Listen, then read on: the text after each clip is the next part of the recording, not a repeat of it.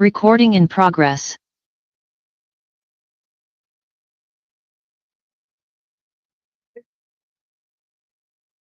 Regular meeting, City Council, City of Marina. August 8th. Yeah, and use your microphone, please. All right, welcome everyone to August 6th, 2025, regular City Council meeting for City of Marina. We can have a roll call, please, Anita? Councilmember McCarthy. Here. Councilmember McAdams. Here. Councilmember Viala. Here. Mayor Pro Tem Fisher. Here. Mayor Delgado. Here. Okay, do we have any change to the closed session agenda? Thank you, Mayor. No, there are no changes to the closed session agenda. Okay, then we can move into closed session and be back here approximately 6:30 for open session. And thank you to Fred, the wizard behind the wall there, for recording our meeting.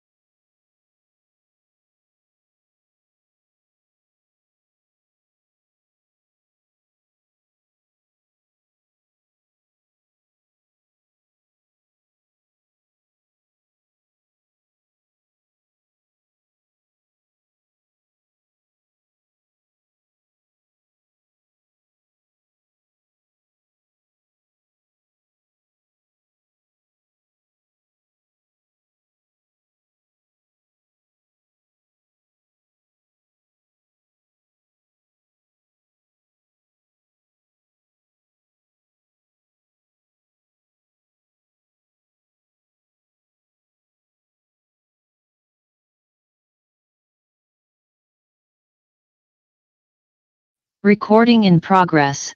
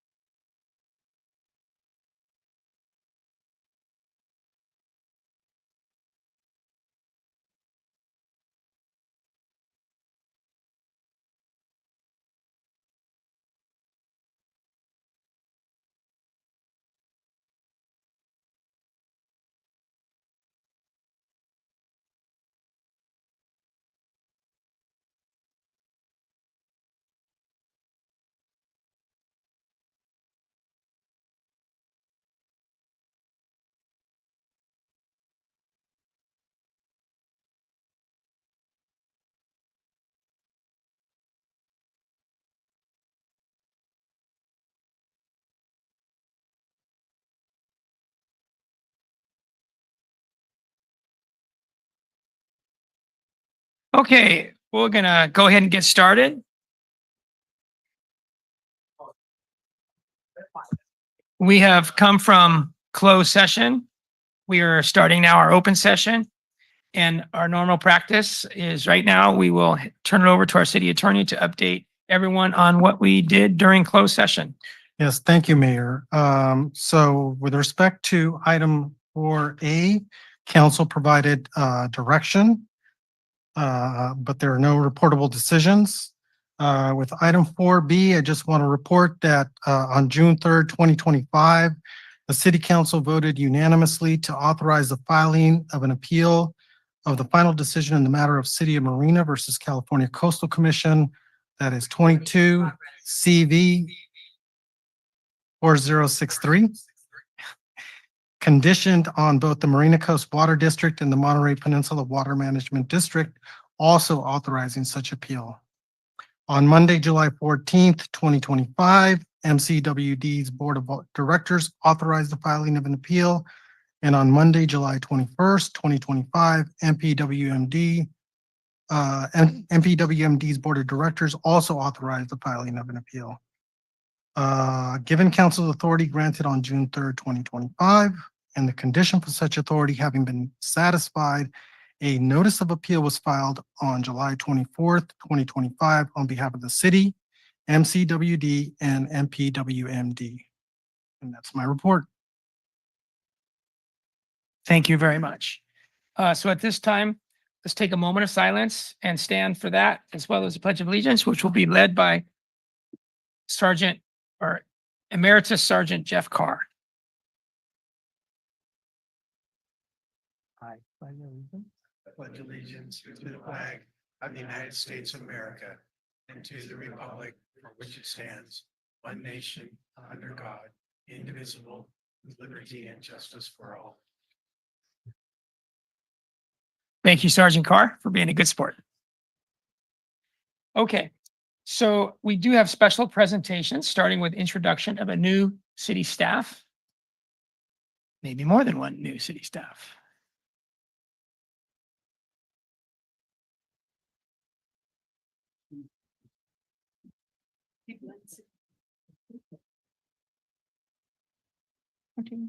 So we're very excited to have Yolanda as our admin assistant. She's already been super helpful, learning about our permit process and learning the staff, and we're just excited to have her. So if you want to introduce yourself, and Good afternoon, everyone. My name is Yolanda Maciel. I am from Salinas. I'm very excited to be here.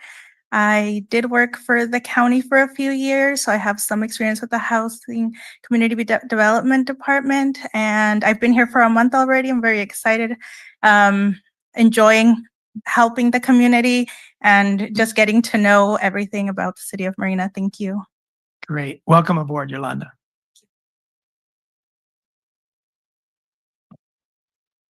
Oh, before we go, Yolanda, do you have some special people here with you? Oh, that's Tori and gotcha. Gotcha. Very special people. Okay. Hi, so I'm here to introduce Jacob Baines. He's our new Teen Center Specialist, and we'll have him come right on up. Today was his first day of after-school program. Yeah, so it's the first day of the program. So if I look like I aged 5 years, just give me a break on that one. So my name is Jacob. I'm coming from the County of Santa Cruz Parks and Rec Department. I have a background more in outdoor education and adventure education, and I'm the new rec specialist for the Teen Center. And I'm hoping that in the future we can bring more of those types of opportunities to our members at the Teen Center. And a fun fact about myself is for about 5 years, I was a whitewater rafting guide in Northern California. Yeah. So if you've never gone, you should go. It's terrifying and fun. Thank you. Welcome aboard. No, taking over, if you remember, TC at the Teen Center. Ron's still here. Yeah. You're about to retire. Maybe.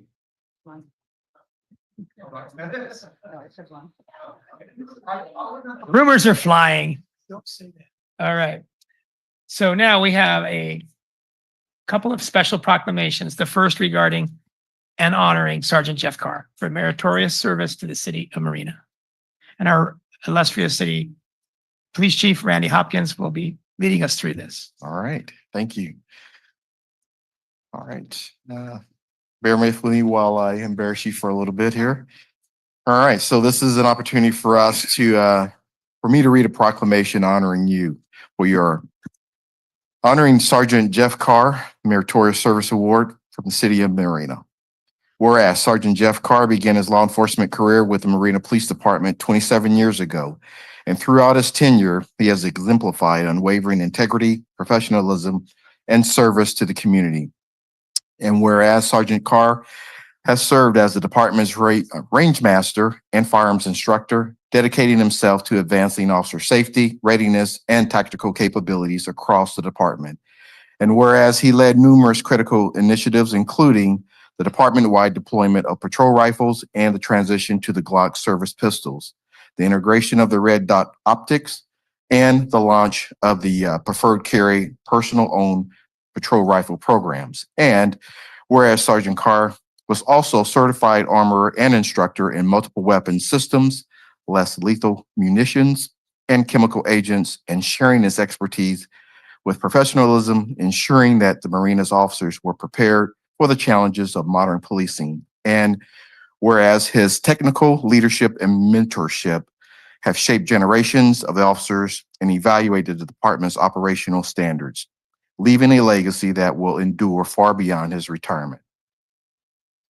Now, therefore, be it proclaimed that the City Council of the City of Marina, on behalf of a grateful city, does hereby recognize and commend Sergeant Jeff Carr for his meritorious service and expresses its heartfelt appreciation for his exceptional leadership, commitment, service to safety, and success in Marina Police Department and the broader community. Sergeant Carr, your impact is lasting, your service is deeply valued, and your legacy will guide Marina officers for years to come.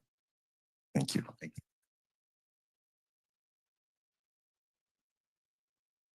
you.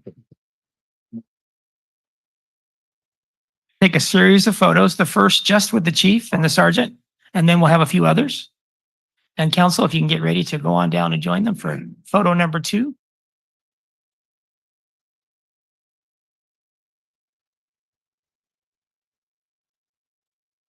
All right, now photo number 2 will be council joining you. And then we'll have a couple other photos. Kind of away.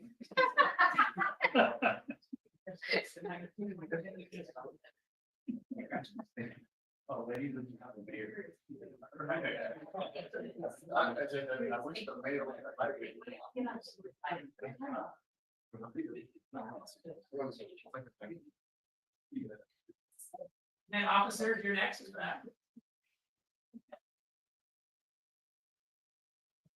Okay, now if the officers can join those of us here. Come on up. The final photo will be without the photos and just the officer.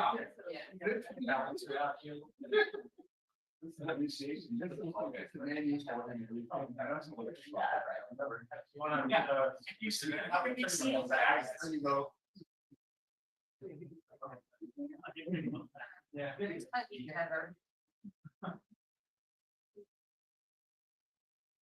All right, now Jeff, do you have any special members in the audience who want to come up? No. You all, now officers, stay good. Politicos, vacate.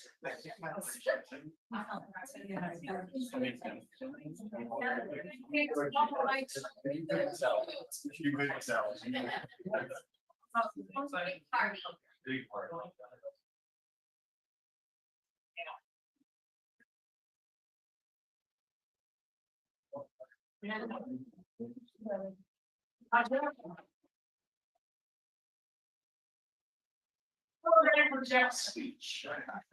25 minutes.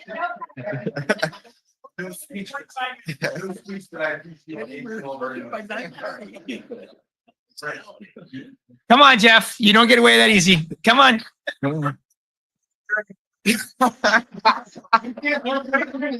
Officers, arrest this man. Now you know what I've been dealing with for a while. No, he's been great. All right. Well, Jeff, thank you for your long service. It's been wonderful to have you as part of the Marina team here. And best wishes to everything you do in your bright future. I feel like you've graduated from college and now you're going on bigger and beautiful things. All right. Go ahead, Chief, with the next item. All right, for the next one, we are also going to read a proclamation honoring Sergeant Brian Whitaker, who also retired. He couldn't be here tonight, but I'd like to publicly acknowledge him and read the proclamation, and we'll get this to him later. And we'll take pictures without him. Right. We'll Photoshop him in or something. All right, so proclamation honoring Sergeant Brian Whitaker for meritorious service to the city of Marina. Whereas Sergeant Brian Whitaker began his law enforcement career in 1999 as a reserve police officer with the Marina Police Department, answering the call to service for his community with humility, professionalism, and integrity. And whereas over the course of 26 years, Sergeant Whitaker served in nearly every key role, frontline, and supervisor position, including police officer, field training officer, corporal, patrol sergeant, detective sergeant, and FTO supervisor, bringing leadership, calm judgment, and accountability to every role. And whereas his steady guidance and deep commitment to officer development as an FTO supervisor helped shape the foundation and the future for the Marina Police Department, instilling in countless new officers and values and respect, public trust, and duty. And whereas Sergeant Whitaker earned widespread respect throughout the department and the community for his quiet strength, mentorship, and willingness to lead by example, often during most challenging and defining moments. And whereas his decades of dedicated service have left a lasting impact, not only on those who served alongside him, but also on the community he faithfully protected, embodying the spirit of public service and the mission to the Marina Police Department. Now, therefore, be it proclaimed that the City Council of the City of Marina, on behalf of a grateful city, does hereby recognize and commend Sergeant Brian Whitaker for his meritorious service and expresses its deepest appreciation for his exceptional leadership, integrity, and commitment to the safety and well-being of the Marina community. Sergeant Whitaker, your service has made a difference and your legacy will continue to guide and inspire future generations. Thank you for your service. Wonderful. Thank you. Thank you.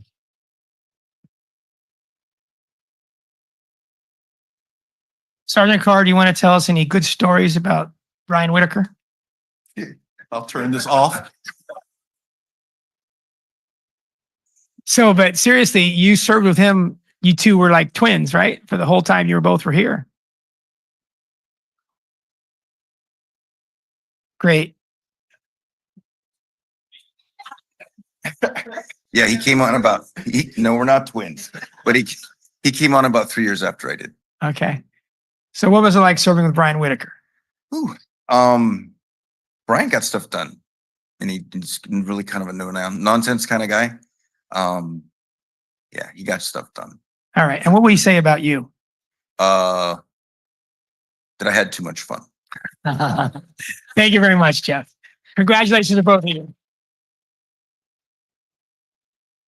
Now, do any other officers want to make comment on Jeff? This is a last chance to roast him. Brotherhood, isn't it wonderful? All right. Thank you, officers, for being here to support Jeff and Brian. Really appreciate you being here tonight. All right. Tough act to follow, but I'm sure the Imgen Parkway and Roundabout presentation will do a wonderful job. Thank you, Mr. Mayor. Members of the council, Edry with the engineering division. Tonight will be two brief presentations regarding two major roadway projects. If you've been driving the Imgen corridor for the last couple of weeks, you'll notice some major changes, specifically on the roundabouts. You'll see a lot of paving was done, especially here at Abrams. We're practically done at this intersection. But what that means then is that on August 22nd, was pushed out because of Car Week. But on August 22nd, all 4 roundabouts will be opened for driving. What does that mean? That means that all the roundabouts, they'll have the 1 lane closed off. But since these are 2-lane roundabouts, they'll still operate as roundabouts. All the traffic striping and the signage will be placed as they are finalized, and all the roundabouts will have full access. So all intersections will have full access to all directions for every roundabout. The only restriction will be here at Abrams, because the contractor is still trying to finalize that left turn into the gas station on the western side of the Abrams roundabout. We'll have specific signage for people who would like to visit the gas station placed in ahead of the roundabout, so people know how to get to the gas station driveway here off of Abrams. But all 4 major roundabouts will have full access. They just won't be the 2-lane roundabouts yet.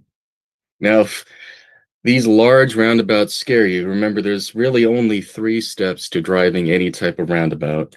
That is, yield when you get there and only look left. That is the key. Don't look across, don't look to the right. Vehicles are only coming at you to the left. The second step is you're turning right into the roundabout. The third step is you're turning right out of the roundabout. A very simple process, thankfully, shown by the Holman Highway Roundabout project and the kids who helped us with that. So if you have questions regarding how to drive a 2-lane roundabout, we actually have on our website a link to the Federal Highway Administration's YouTube video of how to drive a 2-lane roundabout. So go to the city's website for imgenparkway.com, click on the how to drive roundabouts, and it'll take you to this YouTube page. Are there any questions for Imgen Parkway? I have one question, Edry. Please. If I only look right, I might miss pedestrians or cyclists. I'm sorry, if I only look left, I might miss peds and cyclists to the right of me. Correct. Or am I wrong? Well, when you're approaching the roundabout, you're definitely looking for pedestrian and cyclists. But now, as you're entering the roundabout, you're past the crossing. So you're at the yield line before you enter the roundabout. So our pedestrian crossings are far in advance of actually entering the roundabout, so that vehicles entering the roundabout don't have to look for any more pedestrian traffic.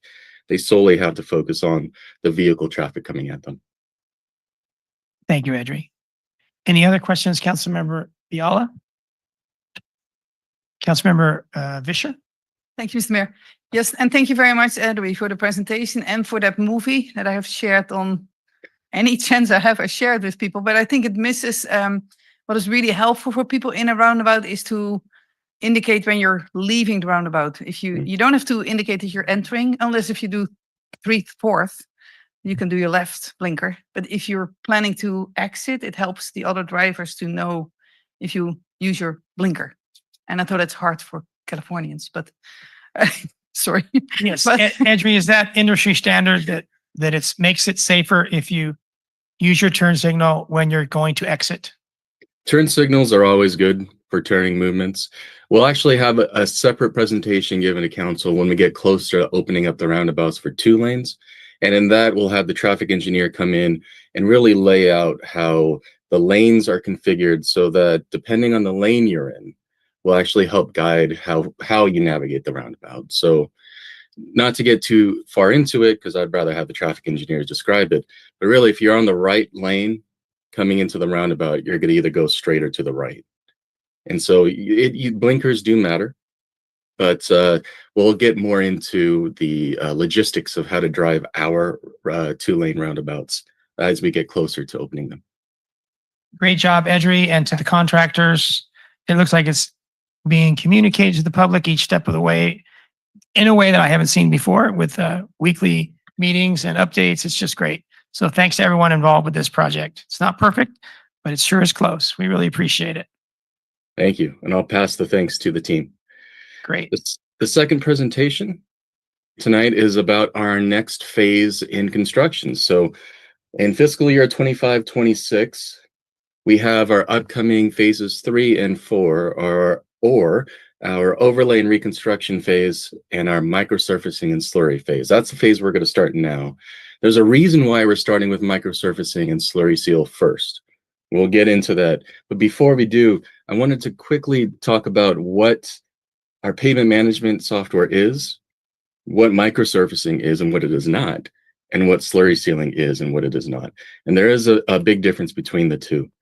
So first, as the name suggests, pavement management is managing the entire city's network, starting with an inventory of all of our city streets. Each individual street is evaluated on different scales. Our roadways, like our collectors and arterials, are surveyed about every 3 years because they're used a lot more. And then our residential, between 8 and 10 years, they're surveyed. But once these roads are evaluated, and a score is given to them, or a pavement condition index, these are inputted into the system, and the system generates the best case scenario of how we could improve the city's network system citywide. And then finally, once it tells us how best we could do it, we give it budget scenarios. We have this much money, how much could we do with that? And then it provides those scenarios for us. So back in 2022, we helped generate these 3 years, 24, 5, and 6. And now we're able to carry out, now that the council and Measure X and SB1 has provided us the funding for these projects, we're able to carry them out and extend the overall life of our roadways. But what is a microsurfacing? That's the first step of what we're going to do this year. Microsurfacing is a preventative maintenance measure. What does that mean? Well, road surfaces are made up of 2 things. They're made up of rocks and asphalt, or what we call aggregates and binder. Over time, as the road ages, the surface of the pavement loses its binder. It loses what's holding everything together. And that's how rocks and little tiny sand and aggregate starts popping off the road. Preventative maintenance then puts that binder back on. It's a microsurfacing that reapplies this binder, but not just binder. It adds in these small aggregates, a little bit of asphalt, other types of polymer additives, special additives to help hold the surface together. It's much like if you're painting the surface of your house to help protect it from weather.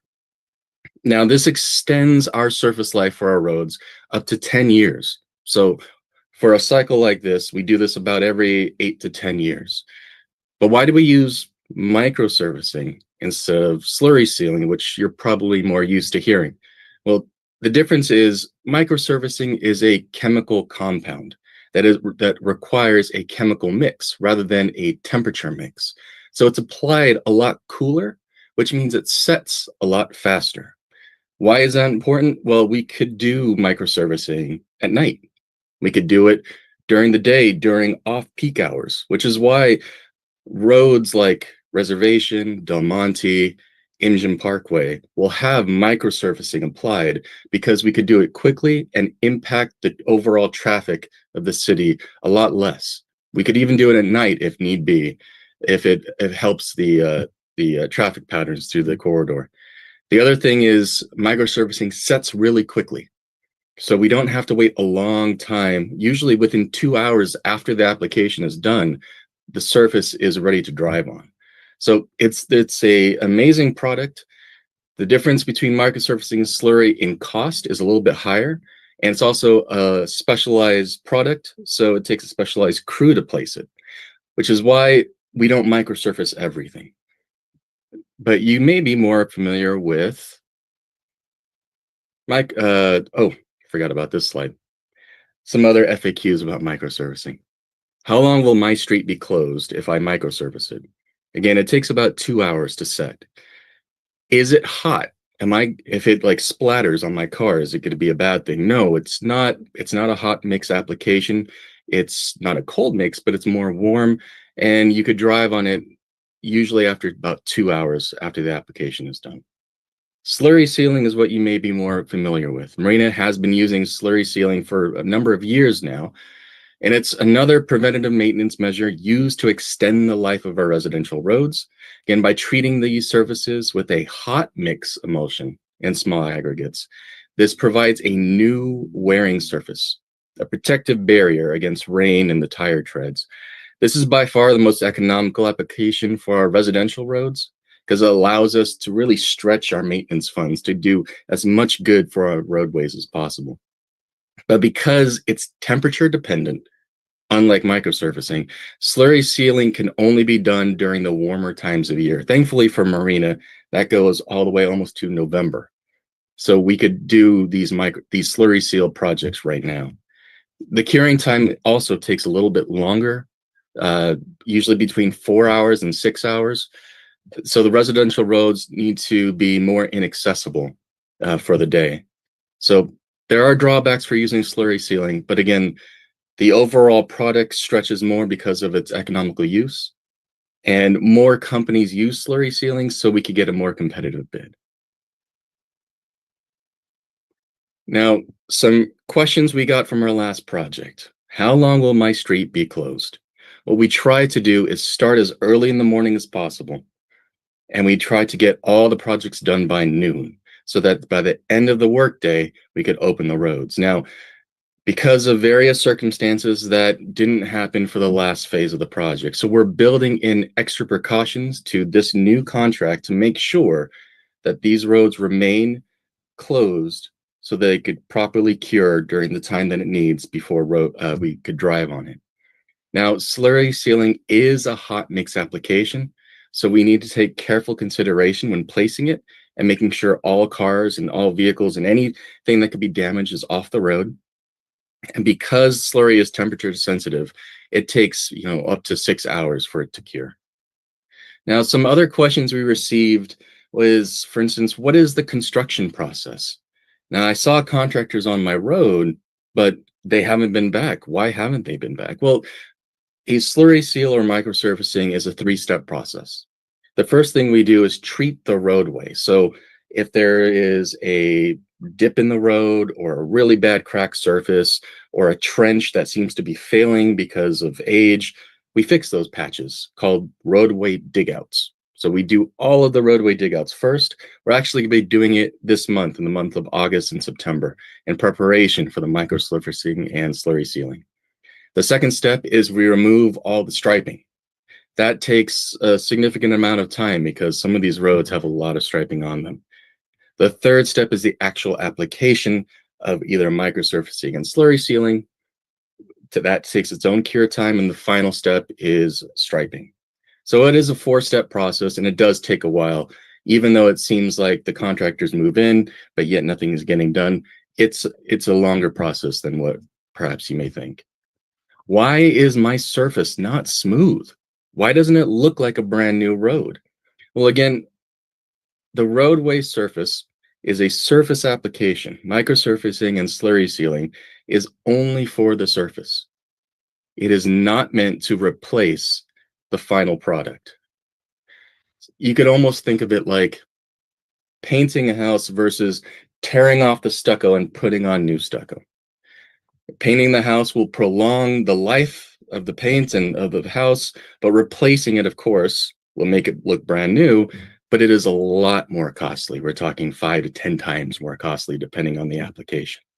So it's not going to look brand new, but it'll definitely prolong the aging of your roadway. And finally, how will I be impacted and how will I be notified? So you will be impacted probably the entire workday from 7 a.m. to 5 p.m. Sometimes, depending on how late the work starts, it may be even longer. So we'll work with each individual road and all the different residents to make sure that you are well notified 2 weeks, 1 week, and 3 days in advance. Those notices are built into the contract, so the contractor must be notifying the homeowners of these road closures and interruptions.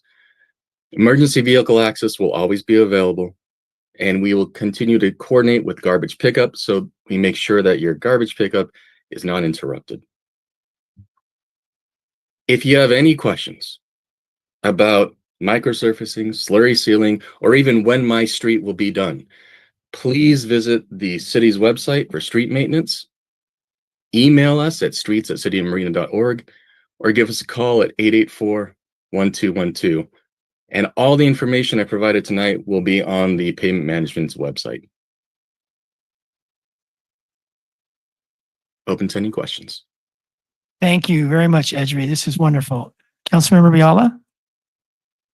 Edri, thank you so much. It's really nice to see this as just a short, special presentation, because many times we're doing fancy stuff up here on the dais, but I will tell you that the general public is extremely interested in what you have to say. And public works in general is something so immediate to our residents that's the most important thing sometimes that they have on their mind. So thank you very much. I just have a question about so slurry seal and micro surfacing. So you can do that, repeat those like forever practically. I mean, so you can do 5 times, let's say, and the roads are 50 years old and they've got different layers of microsurfacing. We typically try to do it at most 2 to 3 times. Anytime after that, the layers that pop on top of each other, they start to unravel because there's nothing really to hold on to.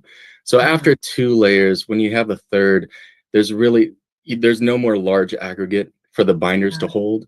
So everything starts to pop off. So after about 2 applications, we'll do an overlay of the roadway. So that's that new section of the road, brand new asphalt pavement. Okay, and it's not done by, like, if you did micro surfacing and then let's say 20 years go by, you don't then try to do the slurry. I mean, they're sort of equivalent to each other, so it's not like a progression. Right. It's Okay, more so like a it's either cycle. or. Okay, all right, great. Thank you so much. I learned a lot. Edri, I have 2 related questions. Sure. It seems that during the last round of road work, which was reconstruction of the 25 worst streets, but it could apply to what we're talking about tonight, slurry sealing or microsurfacing, that the advanced steps of getting ready took months for some streets, and so they were in a state of disrepair for months. Is that going to be the case with the next round of microsurfacing and slurry sealing? that's different than what we just did, which was full reconstruction.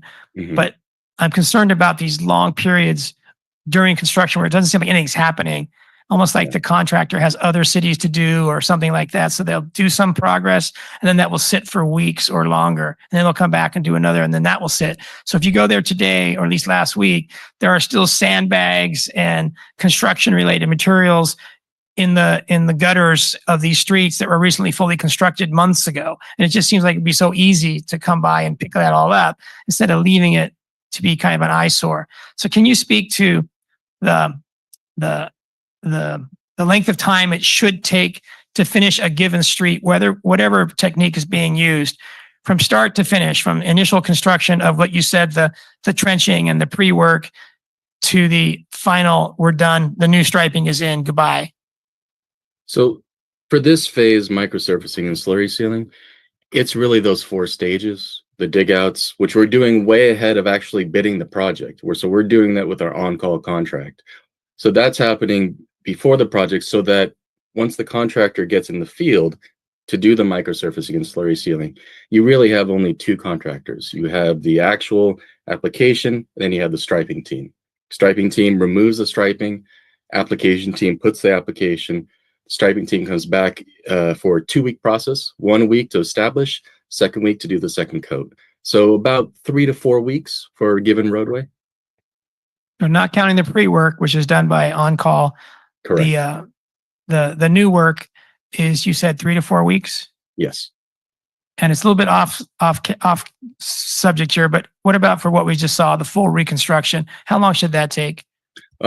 So in preparation for that question, we're actually devising a whole presentation, much like I gave tonight, just for how we do overlay, reconstruction, and cape seal projects. Cape sealing is something new that we're doing. So we want to introduce all of that and the processes and how long that takes to the council the next time. Okay, so next presentation, we'll get to what I was talking about. Will you also, in that next presentation, talk about crack sealing? Yes. Okay, thank you very much. Thank you. All right, I think we could hear from Edry all night and be engrossed in what he has to say. We really appreciate it, Edry. So now it's moving on to council and staff announcements. Let's start with staff.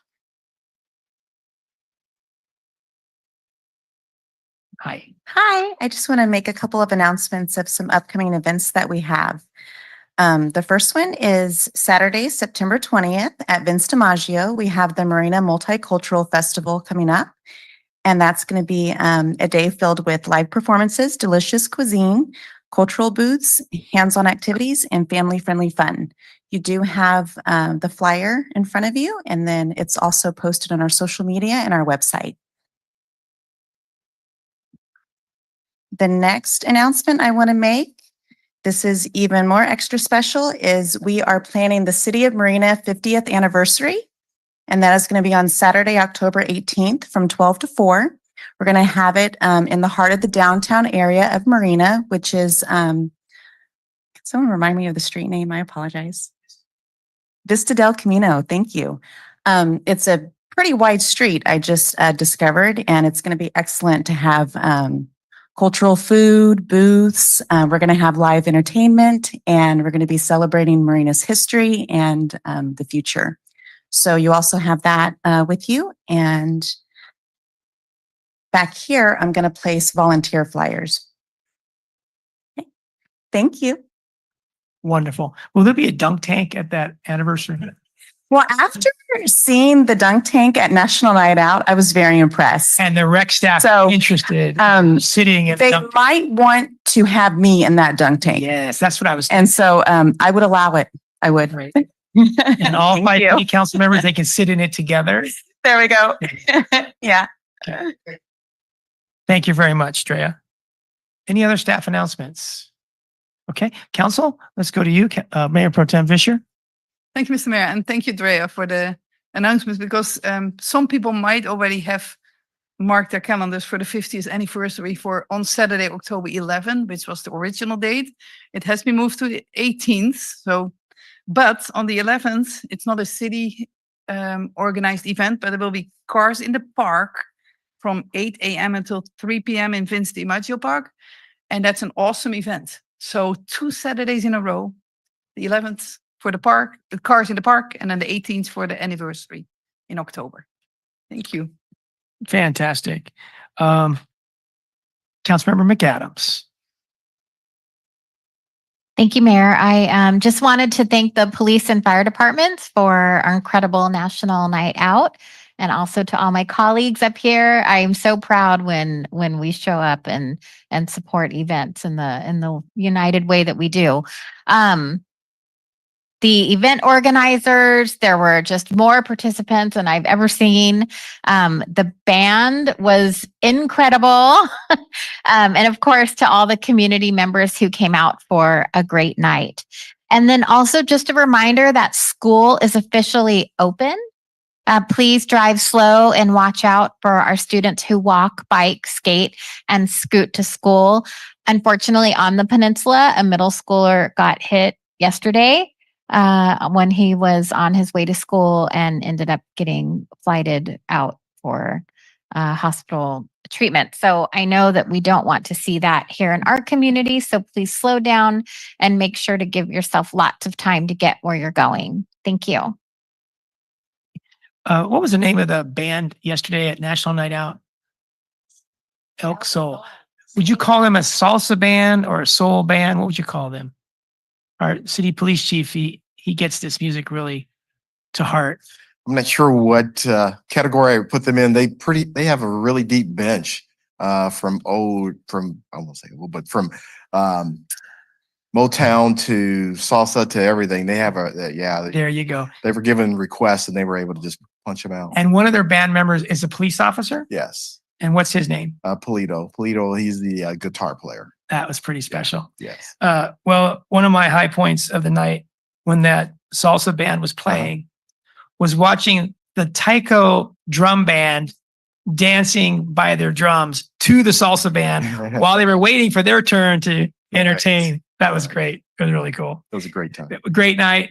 Like Councilmember McAdams said, and I'm sure all the council member everyone was there. It was just a great night, great weather. The spirit is always very high, and it's a wonderful event that the police put on. Thank you very much. Great organization. Skills go into that. You could tell. Thanks. Thank you for coming out. All right. Much appreciated. Thank you. Okay. Councilmember McCarthy. Thank you, Mr. Mayor. Something that I mentioned previously is the Access Monterey Peninsula AMP board, which I am your representative on, is really struggling with board members. There have been a number of resignations. I asked previously if you know anyone that has maybe a TV production background or someone who might be interested in serving on that board, please put them in touch with me. The city of Monterey is in the process of electing a new board member for a variety of reasons. But yes, this is the organization that televises these meetings, that allows the public to see what we do every week. It's really important. And I would say there is a non-negligible chance that the organization could disappear if we don't really take some strong action. So that's my own personal opinion, but it's to the point where I felt it's worth saying that. Having said that, I think this would be the time to make a motion to reconsider item 13B on the July 1st meeting. I would like to make that motion to reconsider, and I would look to the attorney. I think I would need a second before articulating why, or would I articulate why now? I think you can articulate why so that you can get a second, so they understand why they're seconding it. Okay. Yeah, and then I'll try to be brief. I mean, this was an item that we heard late into the night. It was well after, I think, 11 p.m. There was a document that I know the original motion maker made that none of the other council members had. The public certainly didn't have. I'm kind of also looking at the minutes. It just doesn't really quite reflect what I believe was the intent of the council.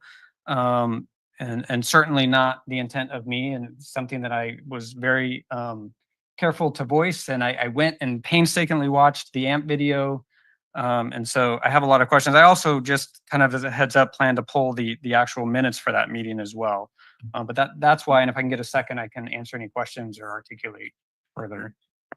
What is the motion that you want to reconsider? The motion to reconsider is that item. So the motion that was made, right? I mean, I think that's what a motion to reconsider. I think you said 13B, but do you mean 10? 10B2. Sorry, it was on July 1st agenda. In that regards, Lock Padden Park. Correct. So we have the minutes in our agenda packet today. If you want to look, it's under. Let's see. Yes, it's under 10B2. I'm looking, let's see. I may have it wrong. Yeah. 10B2 is a regular minutes. 10B3 is a special meeting. That was July. So this would be on the July 1 agenda, the agenda item concerning. Yes, that's a regular meeting. Yeah, it's 10B2. 10B2. Okay. And so the motion that you want to reconsider.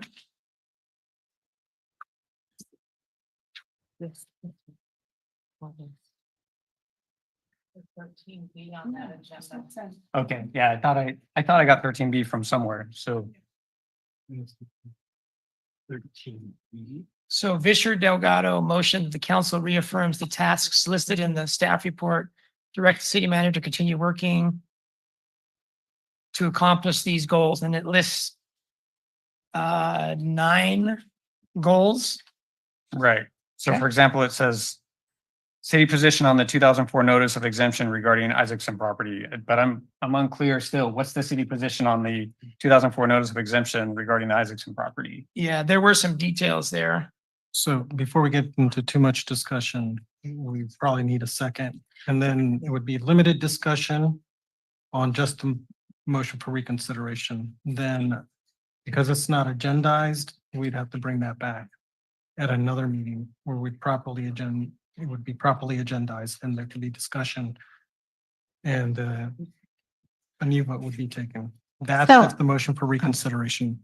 I'm passes tonight. happy to second that just because I was also sick that night and I left early and I came to the meeting because I really wanted to be a part of that discussion. And then I just was so ill that I left. So I definitely think this is a very important topic for our community and would appreciate the opportunity to be included in the conversation and dialogue.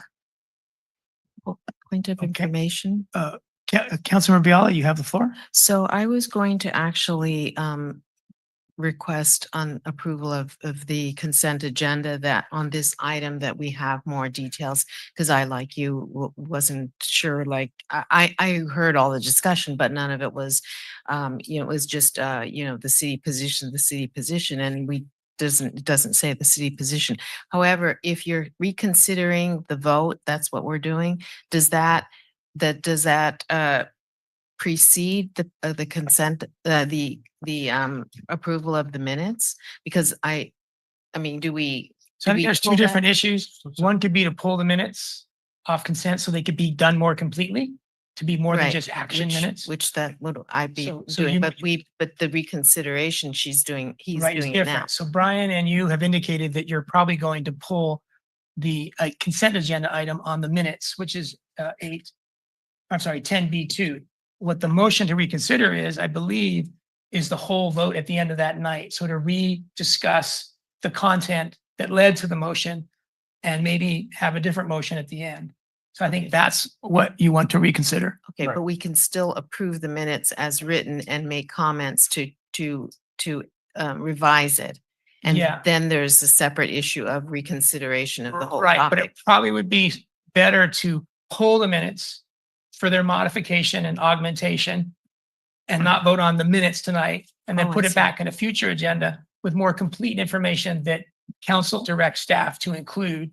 And then we would approve those minutes in a more, that were more robust. Oh, okay. I didn't know you could pull the minutes and then have it approved Yeah, another anytime you think meeting. there's enough errors or omissions, you can pull minutes you can and pull have it. them have them redone. Right, to the but I satisfaction. thought it would be at the meeting in which you're approving the minutes. Yeah, but so maybe you're we'll get saying- some city attorney. Okay. Sure. insight. So if it was like you needed to correct because there was some change, you could just mark and Sure.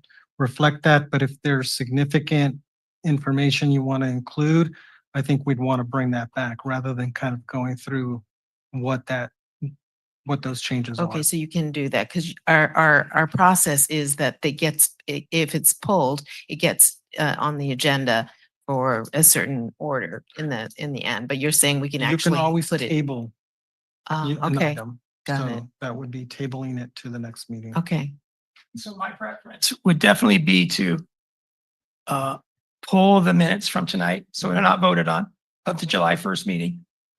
And in regards to Lock Patton Park, So have that piece of paper attached to it that has the 9 positions or 8 positions that were part of the motion, because that way you wouldn't have to rely on a rewritten, and we just have it as an attachment to the minutes. right. so just. Well, isn't there a motion and a Yeah, second there's on the a- floor right now? there's a So. motion. we should Right, and then vote there on was a that. question of what was the motion in regards to the minutes? And so we were trying to answer Kathy's question about what's the motion about and does it relate to the minutes? So I think now we know that the minutes and the motion are separate issues. And we'll deal with the minutes when we deal with the consent agenda. But right now, the reconsideration motion is to basically reevaluate and rediscuss what we discussed that night and maybe come to a different conclusion motion.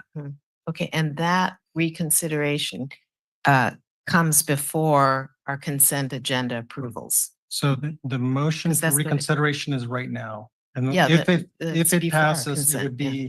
would be, the entire item would come back to council on a future agenda. Okay, And as far as the But it would minutes, not affect the minutes. The minutes would Right. reflect what happened on July 1st. yes, got it. Okay, so we'll deal with the minutes when we deal with the consent agenda. And right now it's whether we want to meet again on the Lock Patton Park issues and discuss them anew. Yeah. Okay.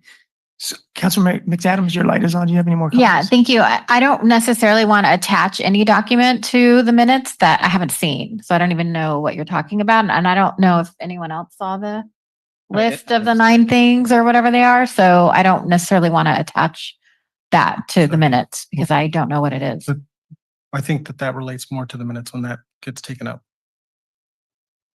Okay, So we'll talk about that when we talk about the minutes. got it. Okay. Councilmember McCarthy, your light's on. Do you have any more? Thank you, Mayor. And so just to clarify, and it's not to say that I may not have the exact same perspective when we reconsider, but as I went home and I considered this and as I read the minutes, I reflected on the fact that I had never seen this document that the mayor had, not necessarily through an intentional fault of his own, but we probably need to do better. We all need to see the same thing. The public certainly needs to see, what's kind of being said. And so it didn't bode well with me. I mean, to this day, I still haven't seen the document. And as I talk to our partners, whether it's a park district or whatever, I'm realizing that there's a lot of confusion throughout. And I think we're setting ourselves up for failure if we aren't, and I think I made these comments at the July 1st meeting, if we aren't crystal clear about what we're asking for. And in this case, it is my opinion that we have not been crystal clear of what we're asking for and the motion that we were making. Okay, so oftentimes when we have a complicated matter, a council member will write up something that they want to say to get it the way they want to say it. And sometimes I have done that. And there's much more clarity if I can refer to sort of well-written sentences, and therefore the council can hear a better written, a better approximation of what is being suggested. And the city clerk can then have that document instead of having to do a translation and trying to summarize what the verbal was. And so when things are complicated, it is with a lot of precedent that council members will write up what they want to say, even including the motion. And Guido often does it as well. And other staff, they'll put on the recommended motion with detailed, complicated language that we can all see.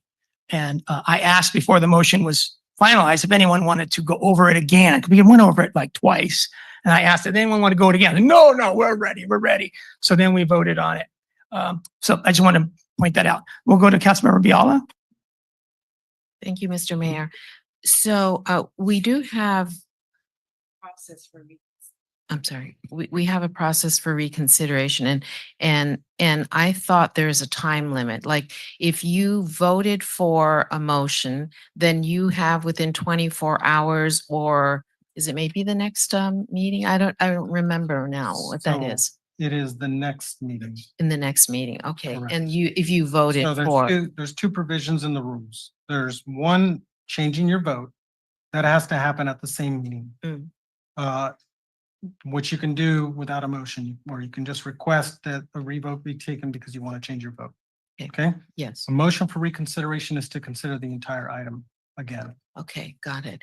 Okay, so let me say that I appreciate if we have one member missing and that's regrettable, but at the same time, this was a very long discussion with a lot of public input and stuff. So I'm feeling like that we had a huge discussion about this. And my pulling the agenda, this particular item, was so that we could have more details, because I think that the write-up from the mayor was something that I would have wanted to see on the minutes, because those were the conversations that we had. So, when I just see it's the city position written, 9 times, that doesn't tell me all the discussion that we had. And I think that you were attempting, and you didn't know that it was just going to say city position on. So that's why I would like to see that kind of So information we're on here. Getting into the minutes. Okay, but it's related in that if we had that correction in the minutes, then I'm questioning whether we need a reconsideration. Okay, let's go to Councilmember McAdams and then McCarthy. Thank you, Mayor. And so clearly for me, there's more discussion here because I too don't know what the city position is, right? And so I'm not sure how you will amend the minutes because you will have to be succinct in that direction to our city clerk of how you're amending. And so if we don't know what the city position is, then for me, it needs additional discussion. Thank you. Councilmember McCarthy.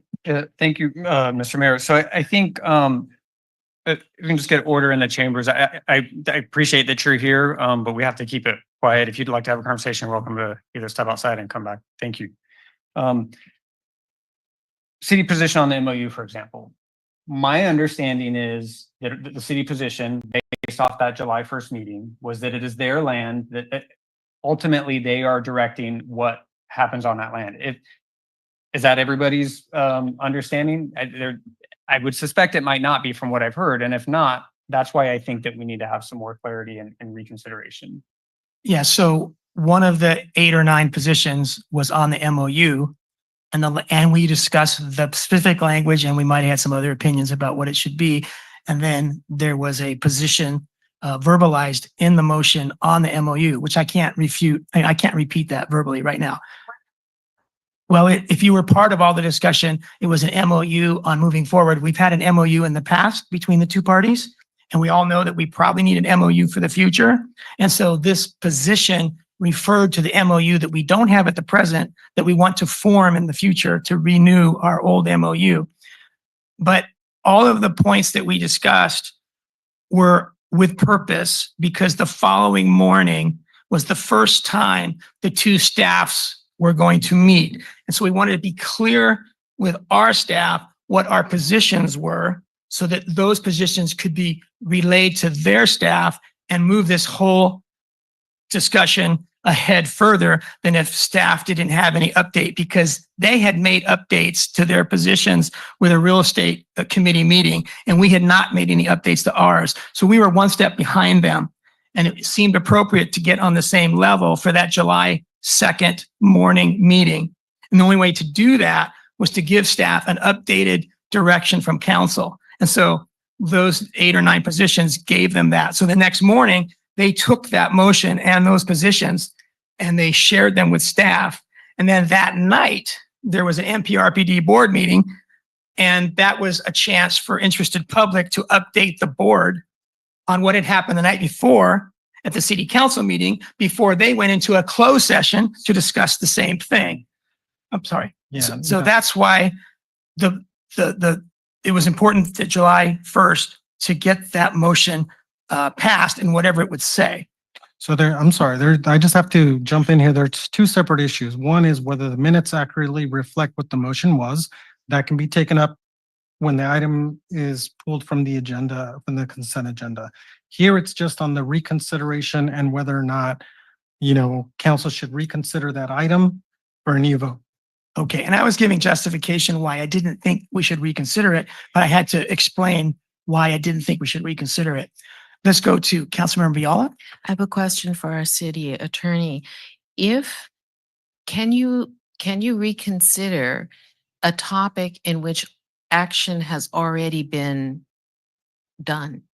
I mean, the Yes. information has been communicated to both the staff at the regional park as well as at the So- board meetings. So the Rule 14C says, provided that no intervening rights will be prejudiced. So that's sort of yes. So here, if there had been a contract, for example, that had been executed, then there would be potentially intervening rights that would be prejudiced by a revote to then, not approve, for example, an agreement. There's been no such action to that effect. So I would say that there have been no intervening rights that have been prejudiced. Thank you. Okay, so if everyone's ready to take it to a vote, we'll go to a vote. All in favor of reconsideration, please say aye. Aye. All opposed, please say no. No. No. Okay, thank you. That motion fails with council members McCarthy and Adams in favor. We probably should, not that it would change the vote, but we probably should offer the public. Do we go to public for something like this? No? Okay. Okay, so we move on, and I think the next thing is the consent agenda. And so if someone would like to pull anything or ask brief. Oh, sorry, so sorry. Okay, let's go to public comment for items on the consent agenda and for items that are not otherwise on our action agenda, like public hearings. So we'll open public comment now to the people who have something to say, perhaps. Come on up to the podium. Anyone here in person who would like to speak to the consent agenda items or something else that's not on our agenda tonight. Stand up to the podium so we can all hear you, and it can be recorded on TV.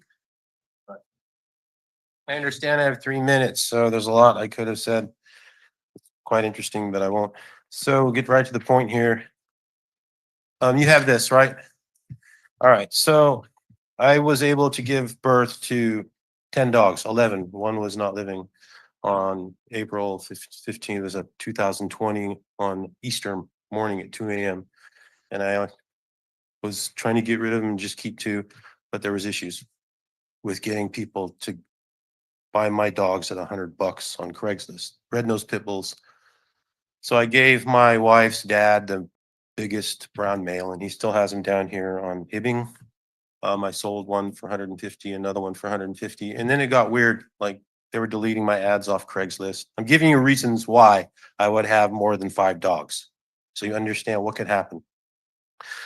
And I only wanted 1 or 2. After I was being resisted by Craigslist deleting my ads, I'd put one and they would delete it. And people were writing me nasty letters saying I should be ashamed of myself having dogs like that in the city. And I was like, that's weird. German Shepherd's a lot more vicious than red-nosed pit bull because my dad had a canine for Seaside. He was a cop I was raised with. They're a lot more vicious than red-nosed pit bulls.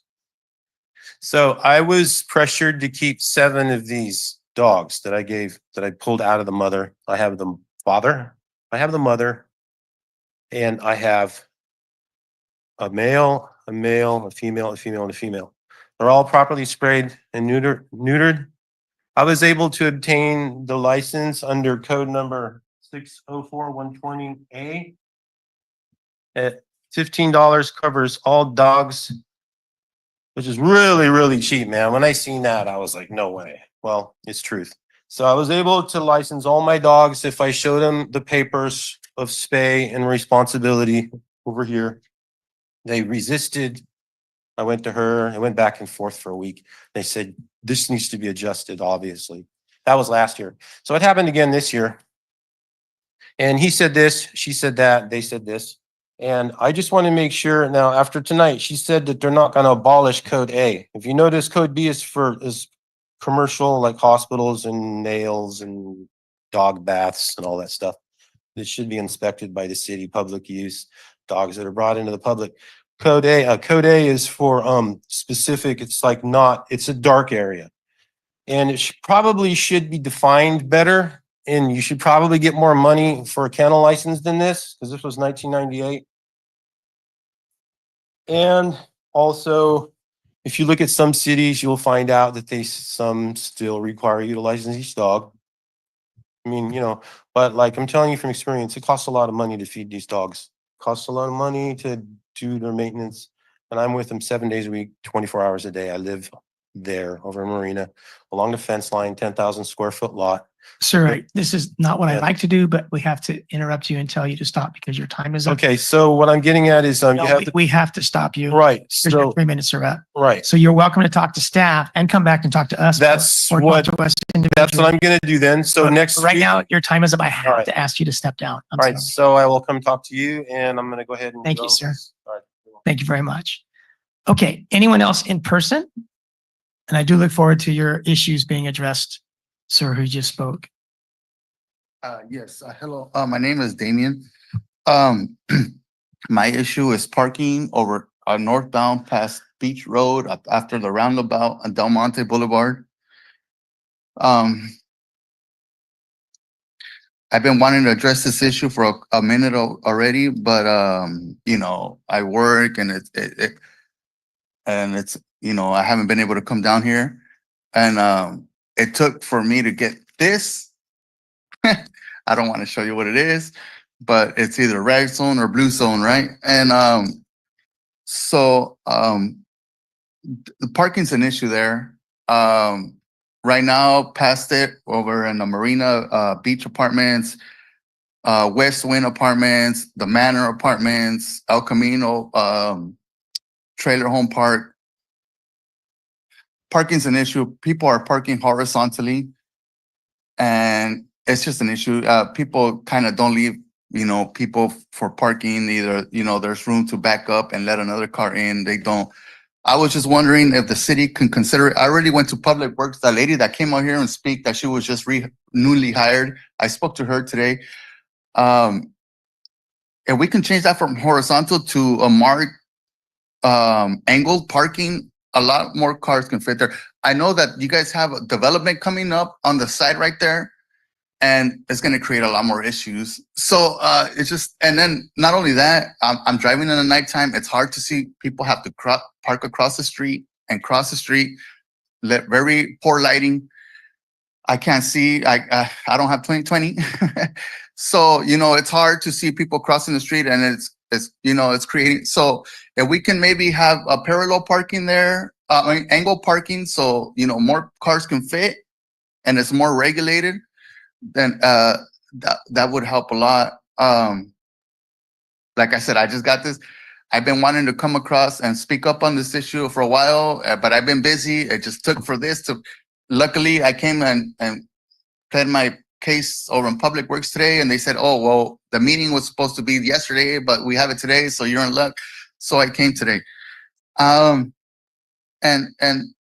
Mr. Bruce, I have volunteered for your cleanup crew from Lopez to the junkyard a couple times, twice. And I just, you have seen, I know you have driven by there and you see the issues there. And if we can minimize the people crossing the street and more parking on the northbound side, that would take care of a lot of issues. If you can put that on the agenda, if you guys can call it to a vote, whatever you guys have to do, it would be greatly appreciated. Okay, thank you, Damien. I think the first step would be for you to have a conversation with our Public Works I department. did that already today. No, I mean, our chief, who's Ishmael. Oh, Because he could talk to you about the process that would be needed to do as you're suggesting, diagonal parking, more parking, Del Monte Avenue improvements to make it safer. It's a pretty big issue, and it's a good one. yeah. So I hope that you interact with Ishmael, who's sitting behind you. Yeah, he's our Public Works director. He's hiding back there, but that's it. I'll talk to him right now. I'll pull him outside. He might not have time now, but he might give you his card and Okay. arrange to have a meeting with Yes, him. sir. He's the wizard. Okay.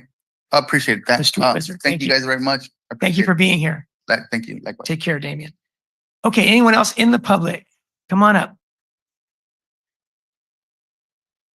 thank you all for being here and helping and serve the city of Marina. It's a really important place to me. And I love coming home here every day. So much so that on Saturdays, I go out and I work over at the pollinator garden, the native California planting we've been doing out every Saturday. And I really enjoy it. It just kind of makes me happy to be out there with my hands in the dirt. Another thing that really makes me happy is seeing all the children that have been coming through and interacting with everything we're doing, getting out in nature and getting that contact that I think is really missing from so many communities. And I feel that those children out there playing on the jungle gym and walking around and painting rocks with us is really just a great thing for the community. Okay. Now there's something we've been discussing, an addition to that, a children's garden.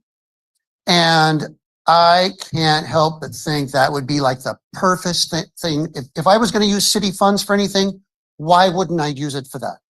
Why would I not sit there and not invest in the children of our community to make sure that they're getting high quality interaction happening and that we're funding it like we should be? What else should we put the money for that if not for them? That they have a good experience every Saturday coming out there and walking, going to the dad's read, playing, getting their fingers in perhaps the mud playground that we're talking about, as well as a children's garden to the side. That should be one of the most important things to us if we really want a healthy community. And I really encourage you all to get behind it with it. If you value them having a healthy lifestyle, you should be there for that. 1-6, 105. Okay. So I don't know where each of your positions, of course, are, you're the ones that have to look back on it. But I think that oftentimes we can keep our purses very tight. And I think we can make these judgment calls if we bother to sit there, look deeper into our hearts about what's important and what's not. Okay. So I realize you might fund us part of it, some of it, none of it, but I hope you get permission regardless and that you're there for us to make this happen. Thank you very much. Appreciate your time. Thank you. And what was your name, sir? Melendez. I live here. Thank you, Mark. Okay, anyone else in the room that wishes to speak tonight before we move to our remote audience? Okay, seeing no one, let's go to our remote audience and to 831-655. Let's unmute you.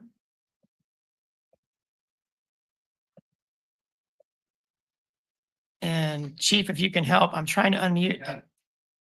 I'm unmuted. It's okay. I'm unmuted. I think you can hear me, correct? Hi, we can hear you. Great. This is Nina Beatty. I wanted to talk to you tonight because the Army is planning to conduct another burn on Bureau of Land Management land this year at the Fort Ord Superfund site. And I asked the Marina City Council, the Marina directors to petition the US EPA to stop this burn and put a permanent stop to the burns there because of the health and environmental hazards.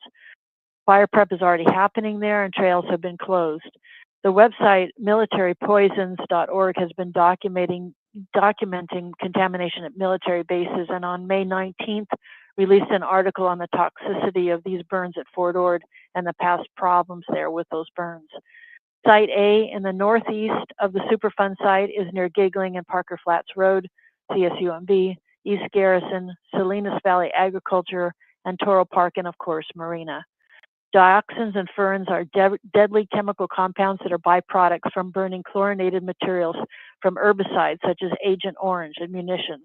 This toxic smoke has dioxins and furans, white phosphorus, munitions, chemicals and metals, chemical weapons, herbicides, and the poison oak oil, urushiol, that are in the air. Marina has gotten hit hard before, and so has Seaside when these burns have happened. People have gotten very ill from the smoke, including children. People with existing lung and health conditions are at even greater risk.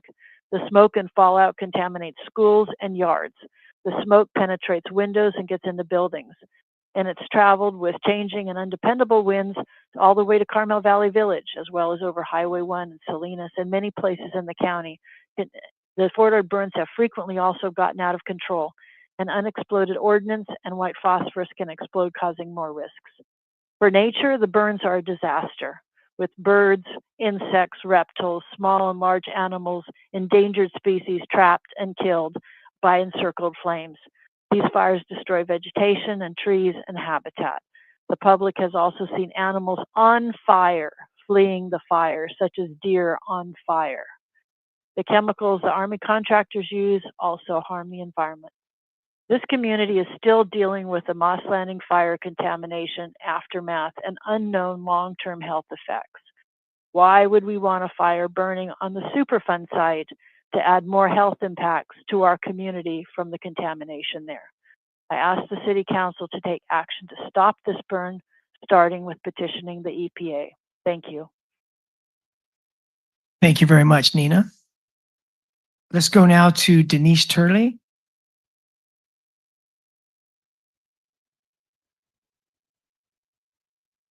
And I'm not a co-host, so you can co-host me. Good evening. Good evening, Denise.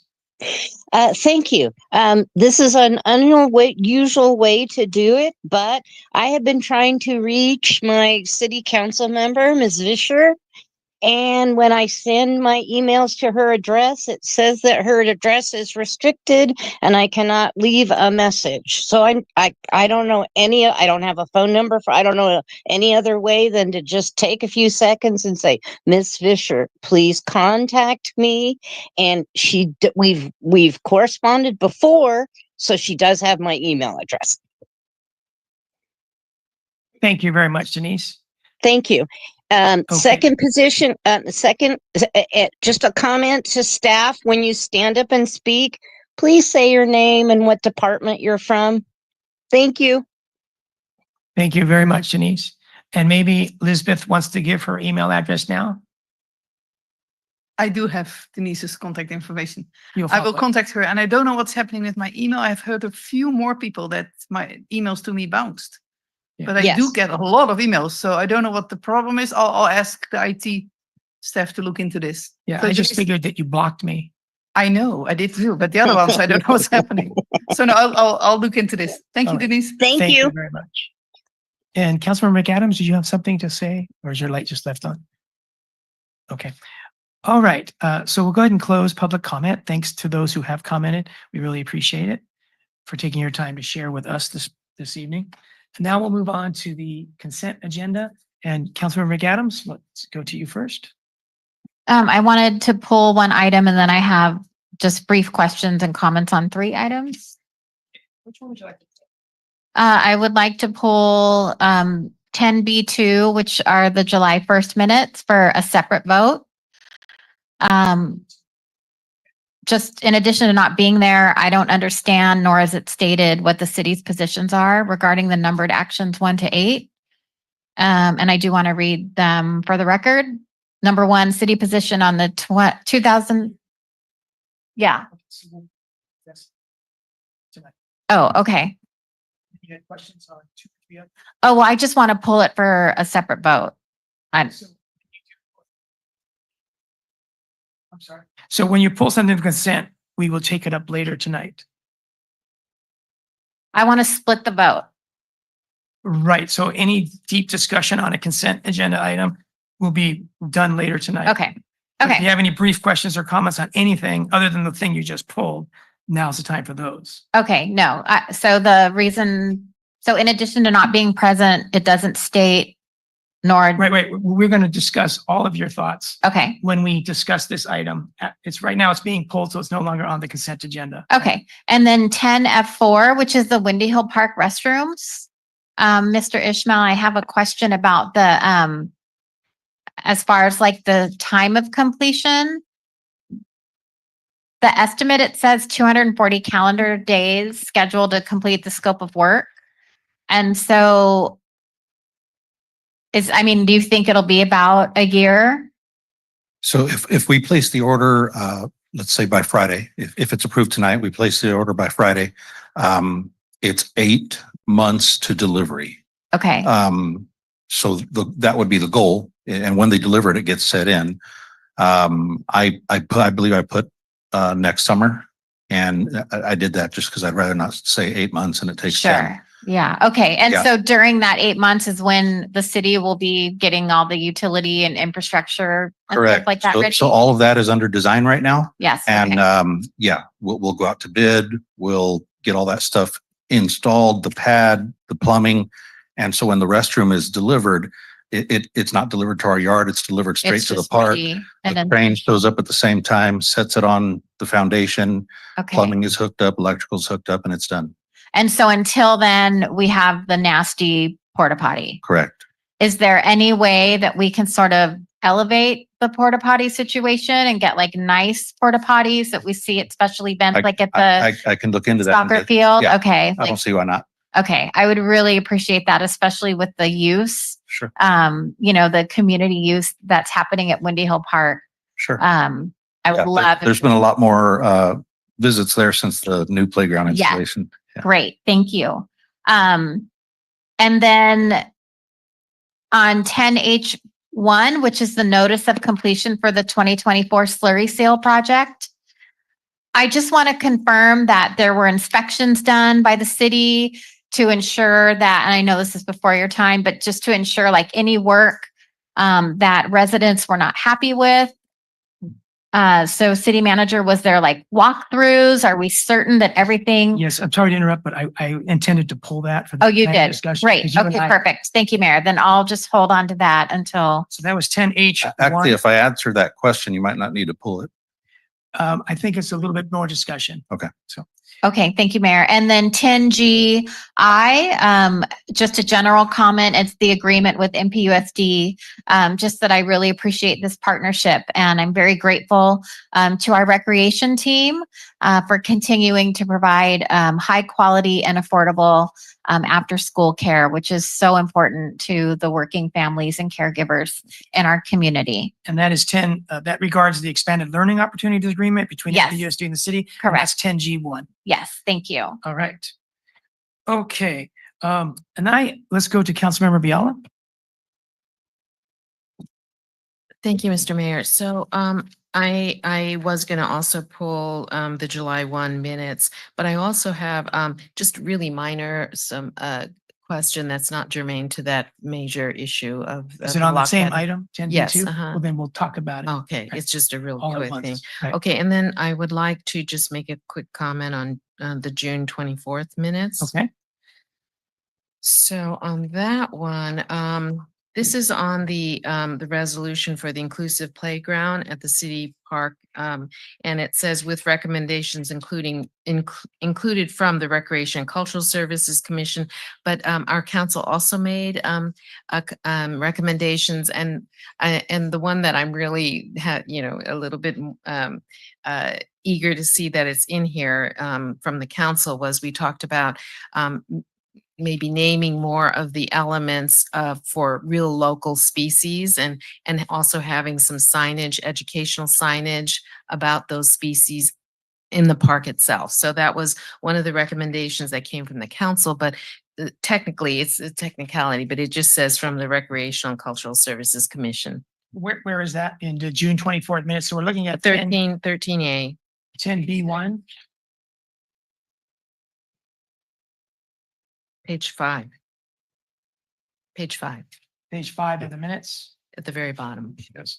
So we can definitely make those amendments, but Drea can answer a brief question with that. I just want to assure you that we've taken in all of the suggestions from Rec Commission, but also City Council. Yeah. And we made sure that we communicated those to others and associates, and they are definitely putting in interactive play, materials and items that will speak to the culture and the history of Marina, Yes. but also to different cultures. Yes. And then also the like the species and I guess the flowers, the plants, everything that is Yes. natural to Marina, Yes. they're going to be implementing. I absolutely 100% had confidence that you would, but because I'm reading technically, it's not included in that. I just wanted to say that. So to wrap that up, when we approve the consent agenda, it could be with the understanding that additional language will be added to page 5 from the Recreation and Cultural Services Commission and the And the Marina City Council. Council. great. Very Thank you. small Yes, addition. very tiny. I know, but I just No, it's good. wanted to get it in. Thank you. So that'll be part of Okay. our motion. Council, Mayor Pro Tem Fisher? Just in addition to this, the motion does include the, Oh, it does. yeah, the city council recommendations. So very official. So thank you. All right. And then I have a brief question on the same item, 10B1, on page 5 of the minutes. Under the McCarthy-Biala motion, at the top of the page, there's 4 enumerated sentences. And number 1, it's a little confusing because it says move approximately 60,000 from the 350,000 allocation of Lock Pad and Park to the 500,000 Lock Pad and Park, and rename that 250,000 Asian American Garden Project. So when I read that, it was a little bit confusing, and I'm just wondering if the city manager can suggest slight changes to it that we could approve tonight. Yeah, we can do that. What the direction was, on our capital projects is, it was listed 350,000. The direction was to break it out. So it'd have a separate capital project, 250,000 for the Asian garden and 100,000 for the maintenance of the pond. Okay, is that the same as the revegetation, cutting and all that? Correct. Okay, so where did the 60,000, move approximately 60,000? That may have been what is remaining out of that 100,000, because Right, so it says moving it. And so I don't know if you want to correct it tonight or you just want to pull these and then have it corrected and bring it back to us. Just so that sentence is clearer to the reader.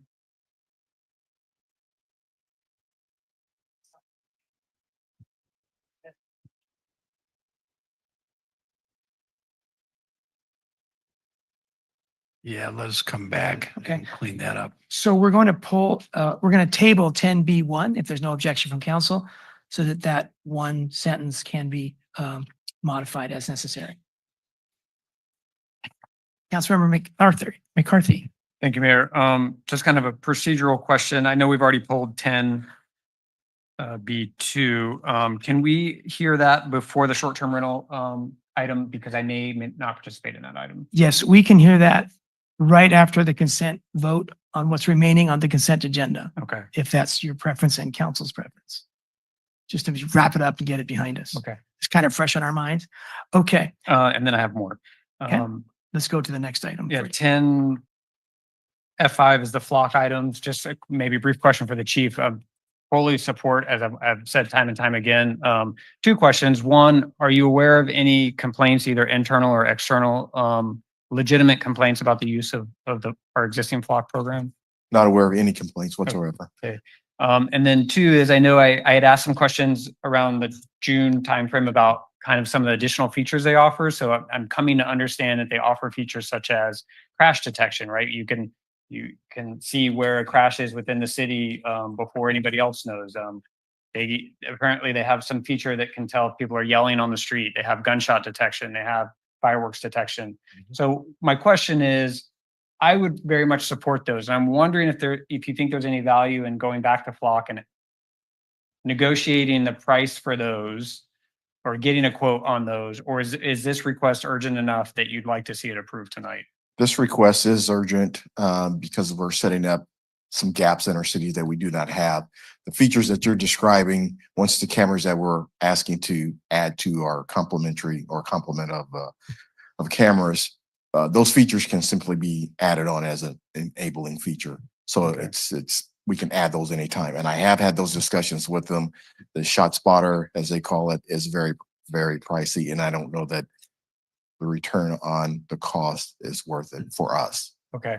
And how about the other sound detection? Is it all kind of It's all part of that package, or- same sensor, sound Okay. sensor.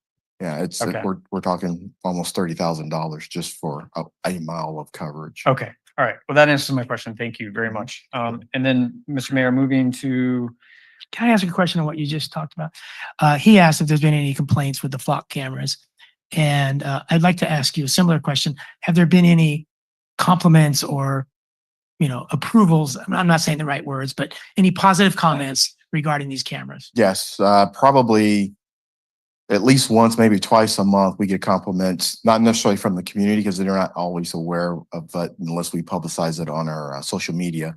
But other agencies are constantly sending us thank yous for catching vehicles that are committing crimes in their city, Salinas and other cities, and we'll catch them. They'll hit on our systems and then we'll make the arrest. Some of them have been very, very substantial. We've also had some robberies in progress that fleeing and our system will pick that up and we made arrests for that. So it's been very beneficial for us. You referenced social media. Are you getting a positive feedback on social media from community? Yes, yes. So in that respect, yes. Whenever we do post it on our social media, we always get the thank you, Marina PD, and the thumbs up. And Okay. the Do you think you likes. could give an update presentation? Brian pointed out some things that I didn't know, but kind of how's it going since we put them in?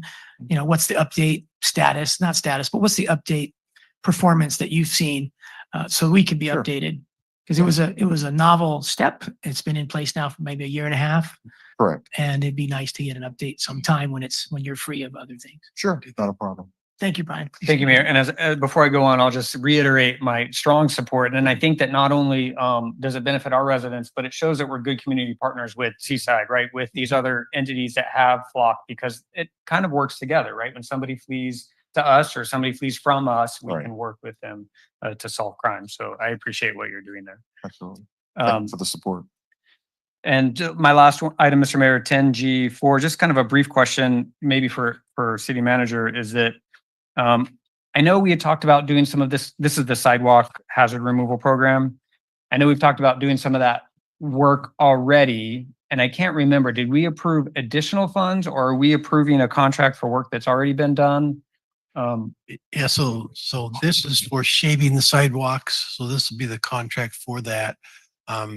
We will be coming back to you, I think at one of our September meetings for actually filling in the gaps for the for actual sidewalk work for filling in gaps And throughout that's the the city. $3 million. And that's the larger amount. So this is first step shaving and it will be coming back. Was it coming back September 3rd to 16th? 3rd. Okay, so I'll rephrase my question. I've seen concrete shaving happening throughout the city. Is any of that under this contract we're approving tonight, or is that something separate? Yeah, I was going, it's independently. The city receives $10,000. Can you state your name and your? Ishmael Hernandez, Public Works Director. Yeah. The city receives $10,000 a year from Embeja, and it's for sidewalk liability issues. For 20 years, every city I've worked in used that money. It wasn't Embeja there, but same thing. They got $10,000 a year for sidewalk liabilities. They use it for sidewalk shaving with this exact same company. And getting here, Public Works staff said that that's what Marina has always done with that. So yes, this company has been here and done $10,000 worth of work almost every year for, I'm not even sure how long. Preston and Abrams Park has also had this company come in and do every sidewalk in that they oversee. So this is for everything that's been missed. In the budget, council approved $250,000 for this work. The company evaluated the size of our city, and just by going by statistics, they know that they're going to have repairs, so many repairs within 100 feet, for example. And so they're confident they can do the entire city for less than $200,000. That's why it's written up for an amount up to $200,000. We will also take our $10,000 from Embeja and use that for this. So that's going to cut $10,000 off whatever the total bill is. The company will also, I probably should have put this under action items so we can discuss it, but the company will also, for that same amount, they'll do a complete inventory. So when the project's over, we're going to come back to council and say, this is what we did. This is what we found. This is how many trip hazards there was, how many were eliminated, how many are too bad for shaving and need to be replacements. This is how many square feet need to be replaced, and this is the cost. Everything's on GIS, so it's going to make code enforcement's job easier. It's going to make our job easier, and then we'll be able to come out with the next step in a complete sidewalk maintenance program, which could be enforcement, working with residents or whatever it takes. Financial partnerships, et cetera. Yeah. I think that satisfies my question. I appreciate it, Ishmael. Thank you, Mayor. Great job, Ishmael. Everything you just said, it's wonderful to hear. Could I Councilmember Biala? about the same issue? So Ishmael, I wish you had come on earlier because I was on council and we've had this discussion on the dais that the sidewalk. Councilmember Biala, you can pull the item and you can talk, we can talk as long as we wish. Oh. We've already spent about 5 minutes on it. All right. Okay. It's supposed to be brief comments and questions. Right, I'm part of the problem. Okay. It's- All right. Would Okay. would you like to pull the item for further discussion? Yeah, it's not a major thing, but I'd like to be able to comment on it. So yeah. Okay, so we will pull item G4. Would someone like to make a motion on the remaining consent? Which is minus FG4 and G4 and 10B2 and 10B1. Are we stating that motion about the allocation monies at Lock Patton Park? Yeah, that one we're gonna bring back. Right. So there are 4 items that are not any longer on the consent agenda. But if someone would like to make a motion to. I so move with your. Is there a second? I'll second. Okay, all in favor of the motion for the consent agenda, please say aye. Aye. All opposed, please say no. Thank you. That motion passed unanimously. Let's wrap up the one item we pulled from consent. Well, we had a couple items for further discussion before we approve them tonight. First, let's go to the one that Brian pulled, which regards the regular city council meeting of July 1st. And others had comments as well. Brian, do you have anything to say? Or I'm sorry, Jenny, this was being pulled by you. Let's give you the start here.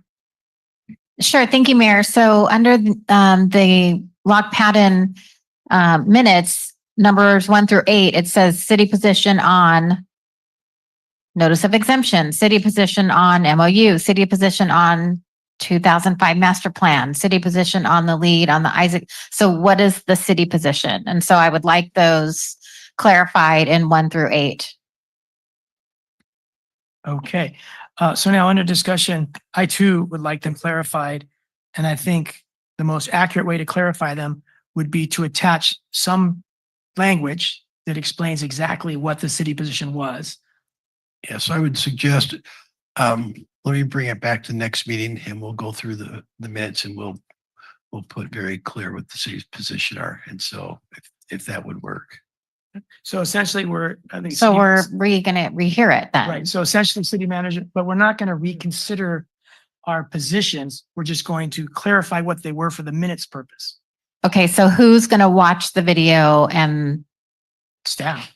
Yes. Okay, okay, great. So we'll go through that and put that detail in and then we'll put the minutes back on the agenda for the next. Okay, so we're not attaching a document that was written by a colleague. You may well end up with some kind of attachment that has basically the same information. Right, okay. City attorney, are we tabling it or what are we doing with this item? So yes, you would be tabling it. Okay, so we'll be tabling. Do we need a vote to table it? Yes. Okay, I motion we vote to table this item of 10B2. I still have further comments, Mr. Mayor. Okay, in regards to the Lock Patton motion, is there a second? And then A we'll go to second. Brian McCarthy. Great, Brian. Thank you, Mayor. Sorry to interrupt. I just wanted No, to make sure. great. So I'm at a loss here because I don't know how staff's gonna really accomplish this really interesting task. As I mentioned, painstakingly went and watched the video and there was a lot of discussion, and as is often the case with the city of Marina, it's not a bad thing, but we were all over the place, right? So for example, at one point, the mayor says that the Parks District Attorney approves all of these projects. Is that gonna be part of the minute motion? It's because it sounded like it was as he was talking about the motion. Yeah, I was talking, but it wasn't part of the motion. But how does staff, so my question to staff is how do you determine whether it was part of the motion or not? Because it's really difficult because there was a lot of, the motion started and then there was comments by Councilmember Biala and there was comments by me, and was that part of the motion? And then the mayor picks back up and then he talks about the attorney approving the project. So it sure sounded like it was part of the motion, And I understand you are now saying not, but that's not what staff's job is. Staff's job is to interpret what the motion was. And so my question to staff is, how are you going to do that? We'll listen to it and we will try to put that together the best that we can. I mean, that is very typical. There's a lot of comments, but ultimately we go back to the motion and we'll listen very clear on what that final motion and direction was.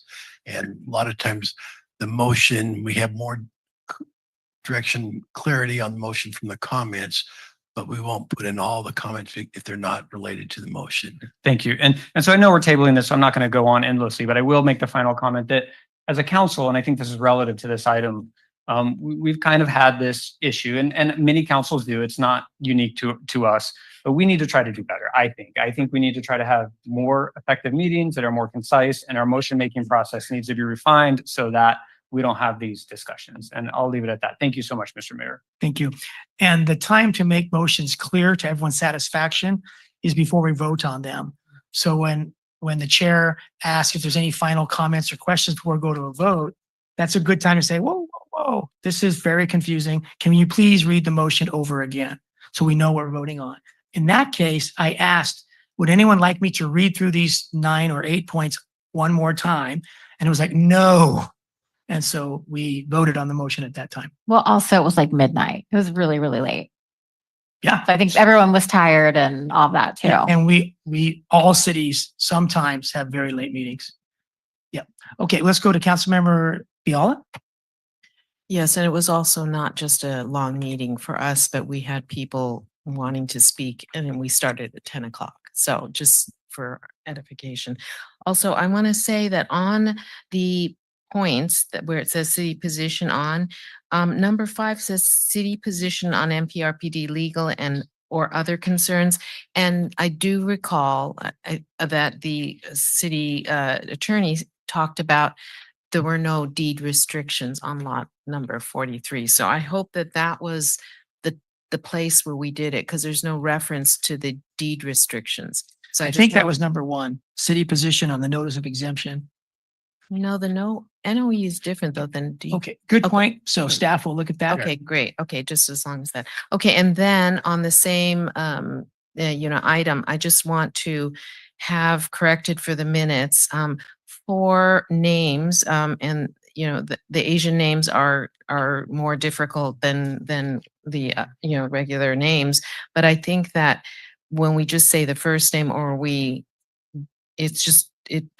can't even recognize a person's name. So how shall we put in, a process by which if the certain people's names are not clear, I mean, I'm going to submit them for correction, but I think we need some kind of process to know that we don't put people's names on there that are really, you can't even recognize their first name even. Yeah, I think this is when we get minutes on the agenda like tonight, that is the time to say, oops, mistake, omission, name change, typo. Okay, well, that's our process. Okay, I would like it ahead of time, because to receive minutes like this when 4 people's names are really not written. Right. So that's why I'm asking. How would we all receive it in advance? Maybe we have the people spell their names then if they're not clear that they're not John Smith or something or to have people call somebody. I mean, I could have told you the names of these. So I just want a process so we're not putting in. Okay. I think you could talk to the city manager about this. Try to get something you both agree with too. So if I can jump in here. So other cities, just really briefly, if you wanted to institute something in your rules and procedures, which we've talked about maybe bringing back, is to have some place where people who are going to provide public comment to sign in. So you have their names, or they use cards, to write their names in and any other information they want to provide, and hand those to you. And so we would have a record of those names, whether it's on a list when they sign up to speak a public comment, or some card that gets given then. Even afterwards, yeah. Okay. But I think we need to have some process, because this was not acceptable to me. Okay. Any more comment on the minutes? No. Thank you, Mr. Mayor. Councilmember McCarthy, and then we'll go back to Jenny McAdams. Thank you, Mayor. I missed Councilmember Biala's first comment. Could you repeat that before the names? Regard number 5. that we had talked about, there were no deed restrictions on lot number 43 as a legal comment. And I couldn't recognize where it goes. So I thought it was okay, going to be on thank you. 5, but the mayor said it should probably be on 1. Yeah, that helps clarify, but I also want to clarify what we talked about when I was talking, that unless that was very specifically part of the mayor's motion, it's not going to make it into the minutes for the motion, right? Like, if now, unless we reconsidered. Right. So I think number 5 was basically, we recognize that MPRPD has serious concerns, and we hope that both parties can work together to find legal remedies to those concerns. It was something like that. And then number 1 was, it's the city's position after our city attorney review that the notice of exemption regarding the Isaacson property does not prohibit any of the 4 proposed projects from happening. So it was something like that, but we'll get all of those details when this comes back. So, because I watched the video also, on number 4, my interpretation, and again, like, I really wish we could just discuss, have this item come back, because obviously we need some clarification and there's more conversation. But with regards to number 4, when you watch the video, the discussion is really about making sure that the Parks District approves these and sort of, and gives their blessing in a way, and then the city would move forward with those projects, except for MLK, because it's already there. So I think maybe if the city manager can elaborate. So let's look at like number 2, city position on MOU. How are you going to add to, you'll say the city position on the MOU is, and then you're going to explain what it is on all of these items? Which were part of the motion. Yes. Okay. Because I don't think you're going to find that in the video. Just, I mean, you might find some of it, but it's pretty complicated. Yeah, so we'll definitely spend a lot of time doing that, but yeah, we'll do our best to incorporate. Okay. what And the then motion was. earlier, the mayor said that he needed these 8 items, or staff needed, or whoever needed these 8 items to go the next morning to the Parks District meeting. So how do you interpret this into what you told the Parks District, right? Because doesn't that need to be in line with the minutes? Yeah, correct. And so, So who was at that meeting? Myself, Allison, Jake Smith, and Sean. So I just want to make sure the motion is the motion to table the minutes. So if there's for going to them to be, come back when they're they going to come come back. I mean, I think staff said that they're going to do the best they can to Okay. fill out the minutes. Okay. All right. Well, and I do appreciate that, but Councilmember McCarthy. Thank you, Mayor. I do appreciate that, City Attorney. Again, as someone who watched the video, I'm recognizing the challenges ahead of time, and I think Jenny is, Councilmember McAdams is as well, and I'm just kind of putting it out there. And so if staff feels like, I guess, that they can't encapsulate it, then I would ask staff to come back and say, hey, we did our best, and we don't feel like we can do it justice because the motion was made in such a way that was confusing. Thank you, Mayor. Brian. Okay. So the motion is, I will make the motion that we table this item 10B2 and allow staff to bring it back to us. Second holds. Okay. All in favor of that motion, please say aye. Aye.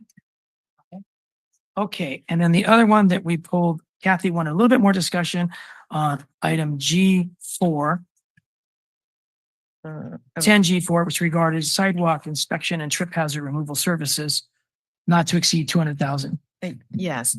Thank you, Mr. Mayor. So I just wanted to say, Ishmael, that up to now, we have been saying that it's up to the homeowner to fix these things on their own expense. I mean, that was told to me by a previous council as well. And so I fixed it on my own money, which was expensive. It was like $700. So I'm glad that we're now taking a very different stance, but we should also then consider that this is new news for people out there. So, and I had talked to the city manager about how we're going to prioritize which sidewalks get chosen first, like for safe routes to schools, etc. Might be my priority, but it sounds like we can do almost all the whole city in like a day or, less than a week. So that sort of is a moot point. So I'm really glad. So there are, well, let me explain this project briefly, and then maybe that'll make things clear. Sidewalks, there's different trip hazards, and they're mostly caused by tree roots. Tree roots don't grow and then have muscles and lift up the sidewalk. That's not what happens. When the wind blows the tree, the tree's blowing and the roots come up. And you could have a flat sidewalk today, but after 3 days of rain and one windy night, get up in the morning and you've got this 6-inch buckle in front of your house that no matter what you do, it won't go down. So you have these minor trip hazards that could be, the difference could be 1/4 inch to 2 inches. Those can be shaved. Before this technique, this particular company has patents on the technique to do it. You would take a grinder out there. The grinder would just beat up the sidewalk. It made noise. It left a really rough surface. It was not ADA compliant. It removed the trip hazard, but it still left other issues. So this company will come in and for the amount in the contract, we'll go through the entire city. We'll get an inventory. We will, they'll tell us we spent $67 in front of this house, $132 in front of this one.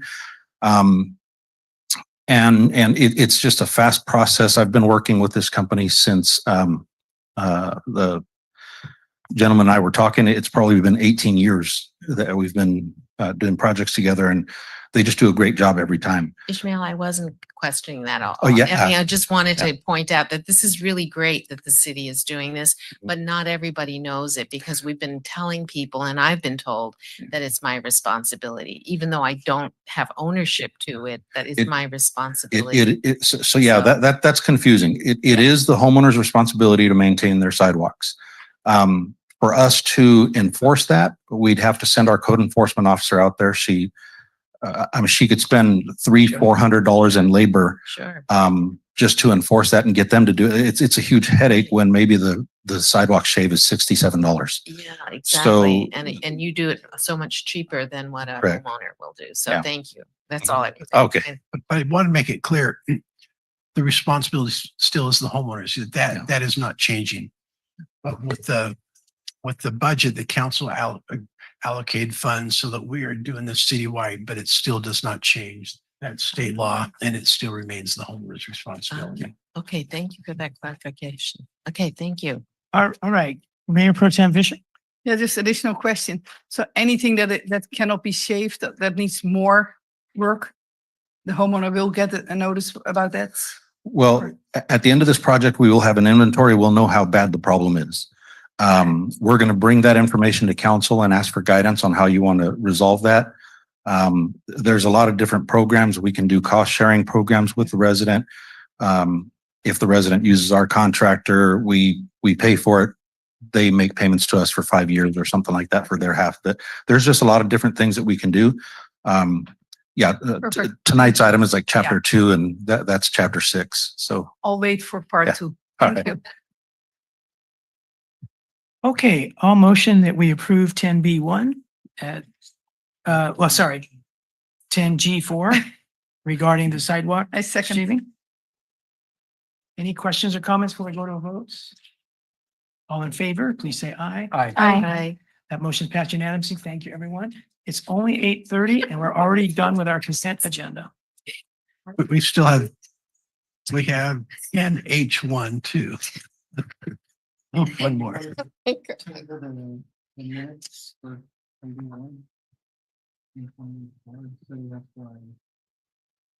All right. So the question regards 10B1, and I thought we already tabled that. Yeah. Yeah, a motion and a vote. That's okay. Both We tabled 10B1 and 1 and 10B2 for different reasons, the clarifications. And then we pulled 10H1 and 10G4, so we've approved 10G4, now we have 10H1. so we're going to do 10H1 now. And I forget who pulled it regarding the city slur seal project because we had more discussion on something. Councilman McGart, oh yes, we were thinking about Michelle Court, I believe, Councilman McAdams. So now we're going to talk about 10H1 and Michael. Or is there still more work to be done on Michelle Court? It had a lot of use of it before it dried, so it looked poor. Michelle Court is one of the streets on the project that's going to start soon, so that they can remedy the issues that are there on Michelle Court. Okay, so that brings up the question for me. We were told that the old contract was going to fix it before they were released, before we accepted the work, and it was going to be done within 30 days of the time that we visited it. So how did that proceed after that site visit with the city manager and others? So I'll answer, and then if Edri has anything to add, Edri can add. The my understanding is that the contractor did what he was supposed to. People went through the barricades. The contractor's not responsible to fix that. So we can't make them under their contract come back and fix something when a resident just went around barricades. I saw Michelle Court and Michael Court. In my opinion, the last 20 years, there's nothing wrong with it. It can stay. But there is some discoloration, which can be normal with slurry seals. So we're going to remedy that to satisfy the homeowners. And part of it was, after 30 days, a lot of those things will blend in, but after 30 days, you look at it and you can still see it a little bit more discoloration. Yeah. We were told that in 30 days it should be gone, but if not, it would be addressed. And the claim by the residents where there was a work truck involved with the project that drove on it before it was dry, and then also some garbage trucks drove through. And so Very then possible. then the question was, what process do we have after something is still curing to keep everyone off of it, including the workers who were part of the project? So it wasn't just residents, right? But there was one resident who definitely went over it. There was a garbage vehicle that went over it, and then there was a work truck claimed to have gone over it by the residents. Yeah. So to remedy that, again, we're addressing it with this year's project, and we've increased the amount of traffic control that's going to be used. We have rules in place that the contractor cannot come out and slurry the day before trash gets picked up in Marina. So they're going to do their work Monday, Tuesday, Wednesday instead of Monday, Tuesday, Wednesday, Thursday, Friday, and get into this trouble. And that's in the future. This project coming up and going forward. This project here is to accept the slurry that's already been done. Is that correct? That's correct. Okay. So that's why Michelle Court came up for me, Councilmember McAdams. Do you have any input? No, I just want to make sure that the residents that had issues that they're going to be taken care of. Yeah. So Michelle Court, I believe Michael Court was the other one. And then there's a few streets in the dunes that, that's where the slurry was done on a Thursday. Trash trucks went in on a Friday and just really, that's bad. That one I do believe needs to be fixed. That's a good segue to move to Mayor Pro Tem Vischer. I just wanted to add that besides Michelle Court, it also happens the street that I live on, but that's besides the point. So just for the public that is listening, there are a few streets that will be redone. Most of the streets were done perfectly, but a few, like in our case, it was slurry sealed late Thursday afternoon. Yeah. And the next morning, beep, beep, beep. So that's not going to happen anymore. Not going to happen this year now. Right. And so, thank you. So for those streets that you mentioned, the Dunes and Michelle Court and Michael Court, is the city on the hook for all costs of redoing them? Yes. Yeah. The contractor didn't do anything wrong. He did everything according to spec. it was just missed, no slurry on Thursdays. Okay, so the specs need to be modified and you're. They next have time. been, yeah. Great. Okay, so I'll motion that we approve that item. Oh, I second. Okay, any final questions or comments? All in favor, please say aye. Aye. Aye. Probably should go to the public. Do we go to the public? It was a consent item. But if we pull it. It's still it was a consent item, so Okay. they had a chance to comment. Okay, thank you. Brian, was that was an aye? So thank you. That motion passes unanimously. And do we move on, folks, to the public hearing? Okay, let's move then to the public hearing regarding our city's master fee schedule.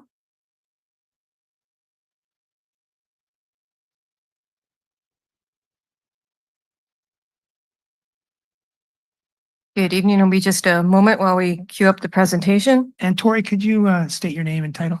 Yes, my name is Tori Hanna and I'm the City Finance Director.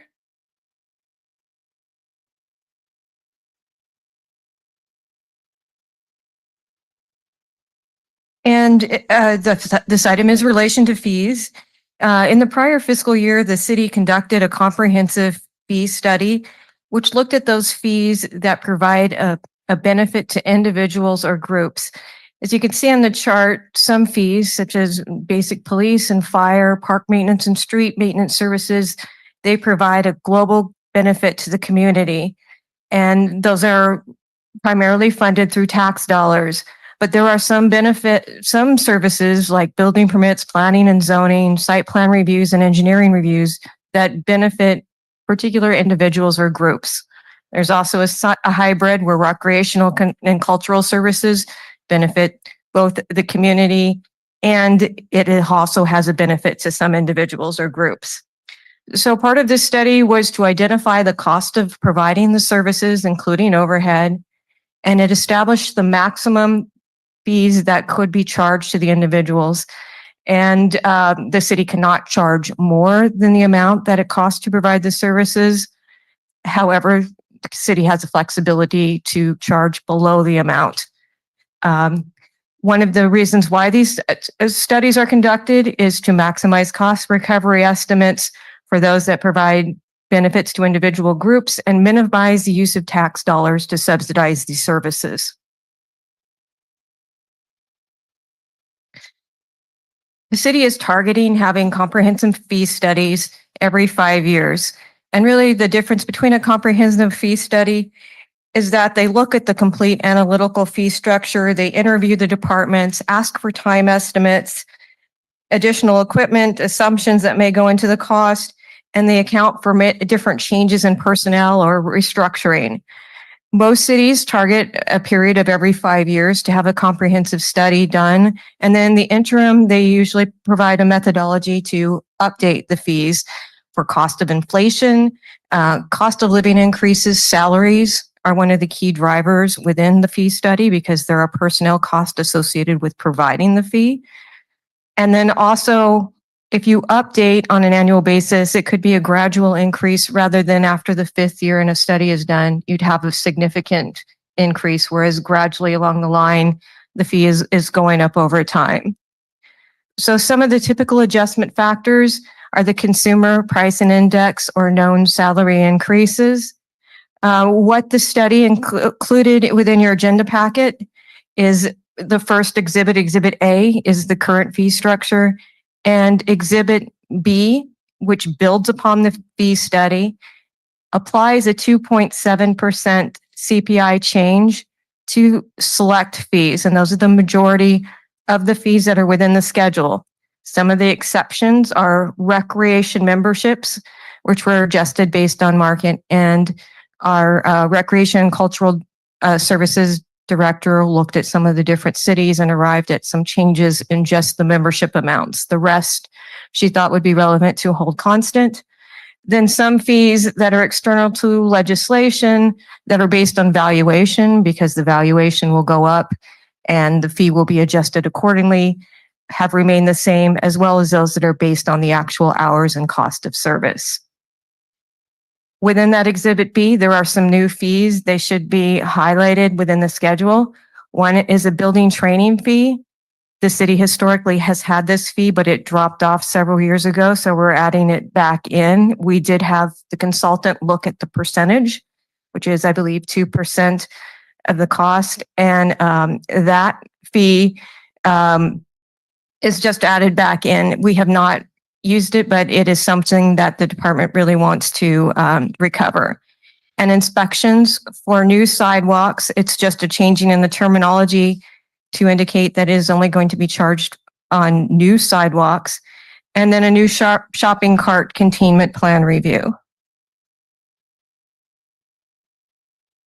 So what we're looking for is consideration for adopting the adjusted and the new fees. These fees would become effective on October 6th of 2025. And one additional note, because there is a formal noticing requirement, another fee came up for later consideration. And this is to look at the building address and readdress processing fee. There was some discussion in Public Works about taking a tiered approach, and staff is analyzing that, and we'll need to bring back that later to meet the formal noticing requirement. And with that, I conclude my presentation. All right. Let's go to public comment. Anyone in the house here that would like to speak, please step forward to the podium. All right. Next, we'll go to remote users online. If you'd like to raise your hand to speak, now would be the time to do so. Seeing none, we'll close public comment and come to Councilmember McCarthy. Oh, didn't know I had my light on, but I do have a question. And it's actually maybe for Lane. I heard Tori talk about the shopping cart containment system. That was an item was on a previous agenda and it didn't get carried over. I was just wondering, was there a thought process on that or? Yeah, we're updating the staff report and presentation, but that is coming back on September 3rd. Fantastic. Thank you. Thank you for your presentation, George. Councilmember McAdams. Thank you, Mayor. And I think my only comment is the recreation and the building and safety fee schedule look so much different, but in the final document, will they all look the same? Yes, Okay. this was our first time updating by a percentage base. So a lot of them, she had to try to work. They were in a Word format. She tried to revise it. So they will look much cleaner when they're presented. Okay, great. Thank you so much for this. All right. Thank you, Jenny. Mayor Pro Tem Fisher. Thank you, Mr. Mayor. And thank you, Tori, for the always so clear presentation and staff report, and for already having answered questions that I sent you in advance. And just for the public, if anybody is aware, you will look into discrepancy between the proposed fee or the current fees for a business license renewal and the charge that business owners are getting. So thank you. All right. Councilmember Biala. Thank you. Thank you, Mr. Mayor. Thank you for that presentation. I like your style. It's just to the point, short, sweet. Thank you very much and understandable.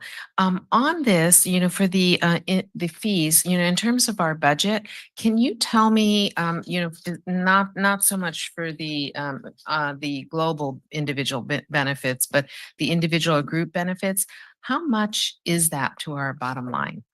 Well, when we look at taxes, which is our main source of revenues, that's close to 80%, maybe a little bit plus. These other fees would largely comprise most of the other amounts with the exception of grants. So I would probably say 10 to 15% of the general fund. Okay, so how much is that? Our general fund is what? 40,000. I would say so, but I'm just wondering what is in there. I probably don't have that number handy. Yeah, there are other charges for service and they vary, but I think you could probably say probably from 2 to 3 million. That's what I was going to say. I'm hesitant to go there, but I think you had the same number as me. Okay, great. So that is significant for us. And if you were to say which is the most significant one, which one would you say? I would say all the building and planning fees are the most significant ones, especially with the development going on. I see. Okay, great. Thank you so much. Thanks. All right. The two fees that I've heard about concerns, complaints were dog license fees and accessory dwelling unit ADU address changes. And I've talked to the city manager a couple times about these. And I just want to clarify that any change in those is not for tonight, but it will be in the presentation you make in September. Correct. We'll be bringing the the address changed back in September. I'll need to talk with you offline about business dog fees, because I'm not license fee. sure. Very important matter. Okay, thank you. Really appreciate that. So now if there was anyone like to make a motion to adopt the resolution before us to amend our master fee schedule? So moved. I second. All right. Any final questions, comments before we go to a vote? All right. All in favor, please say aye. Aye. All opposed, please say no. Any abstentions? All right. Tori, as always, thank you very much. And we'll now go to 13A. And we'll talk about our speed limits established as chapter 10.60. Who's going to lead us through this? Ishmael and Edry. Okay.